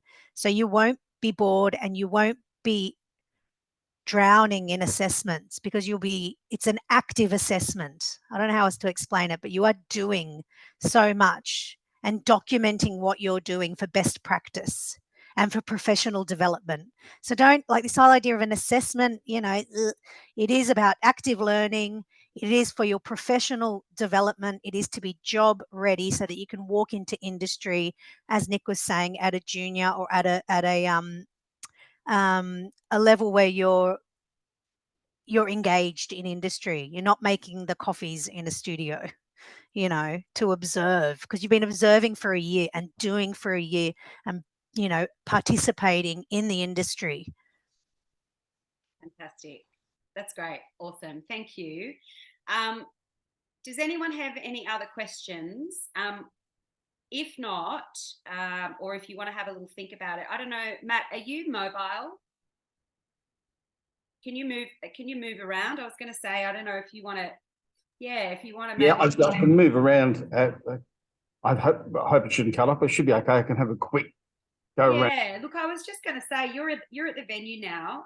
Just while people are thinking about their questions, to maybe give us a little tour of what is the campus. I know you're in the main kind of Oxford Art Factory room there now. Yes, you're quite true. And at the moment, we've got last night's show packing up from the performance. The guys that just lobbed in, so I knew they were coming in at 12. So they're coming in through the back of the venue down this way, and they're packing up and setting up now. Packing up and the show from last night, and then the new people are coming in tonight to perform tonight. Meanwhile, yes, as you said, and this is the main room you're looking at. So walking up the steps, which will give everyone a look at the actual venue itself. Yes. Nice. So, and I'm just walking into the gallery bar. So that's the main room place. And also some business. The gallery bar is the campus, right? So that's kind of where all of the classes Or both the main room and gallery bar at the campus. Yep. And I've just gone from the main room. Now I'm going into the gallery bar, which we can run our business courses out of, as well as performance course as well. And this is where the Music Makers Club, that's the stage of the Music Makers Club behind me.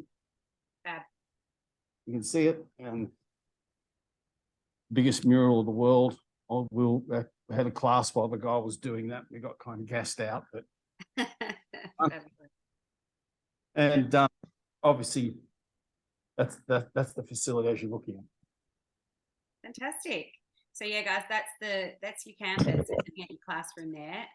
We sort of say as part of our USP or unique selling point is that there are no stuffy classrooms. So you're not sort of sitting in and like I may just jump in at there, as you saw him on the videos, a student called Mitch Gunner, who's one of our students here. Sometimes we do have the classes, and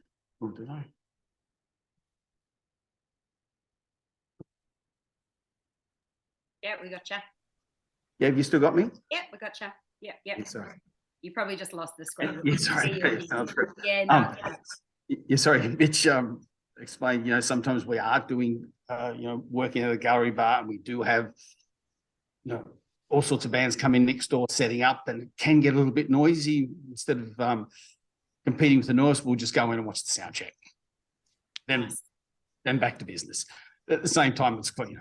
That's once again studying in a real industry world environment. Yeah, love it. Okay. All right. Well, I don't think we have. We have a few more questions, Annette, that have just popped up. Oh, have we? I can't see those. We've got Jimmy that's just said, are there any prerequisites you would recommend for the entertainment management and music production courses, such as experience, education, interest? Yes, I can see that now. Yep. Fantastic. All right. Prerequisites. Who wants to take that one? I can take that if you want. Matt, go for it. Yeah, there's no prerequisites to any of our courses. 18 years of age, and the only prerequisite would be the performance. There's an audition, but our courses are for equivalent to being a Cert 4. And the reason we did choose Cert 4, during the research and the outset of setting this up, industry prefers students coming in at Cert 4 level. Is coming in from the diploma level. It's such a complex business. It's too hard. The Cert 4 is the right level for an entry point. So Cert 4 level, only prerequisite is the 18 years of age at this point, and also into the performance course, doing an audition. Fantastic. That's great. And you can just have the love of music and start from scratch here. Exactly. Yeah, that passion that we keep talking about. Absolutely. Passion's the word, and I'm Troy used that word passion a lot, and it's quite true. At the end of the day, unless you're passionate about this industry, probably not best entering into it. Agreed, Troy?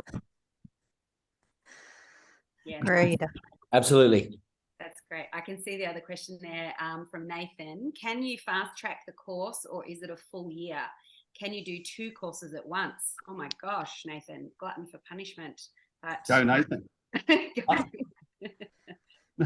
The course has been designed to do over 40 weeks. If you want to try and finish it faster, you can online. If you want to go through the units, that's totally your discretion. Really about fast tracking it. Can you do 2 units at once?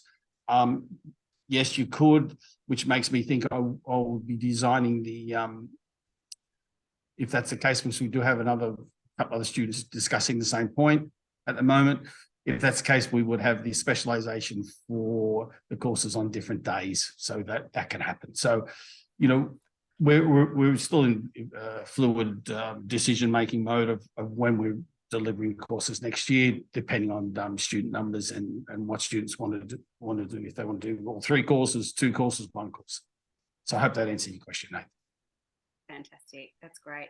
Okay, I think that is all the questions now. Let me just see. Oh, Mitchell's just, yes, fantastic. Great one, Mitch. So that is it, guys. Now, just before you go, I know we've still got some people with us. If you want to score yourself one of these sexy OCA trucker caps, which I'm modeling here. Look, I've been living in this all summer, I've got to say. Can I have one? Oh, we'll see. Ask Matt. He's the man. But if you want one, I'm going to put in the email there, the admin officer email. That's going to go through to Nick. Let Nick know your address. Just put in the subject line, give me a trucker cap, and please. And we'll post something out to you.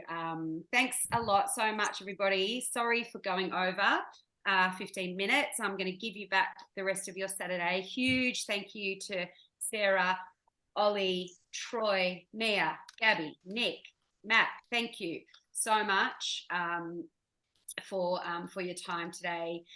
Really, really good session. I love talking about music. I could talk about it all day.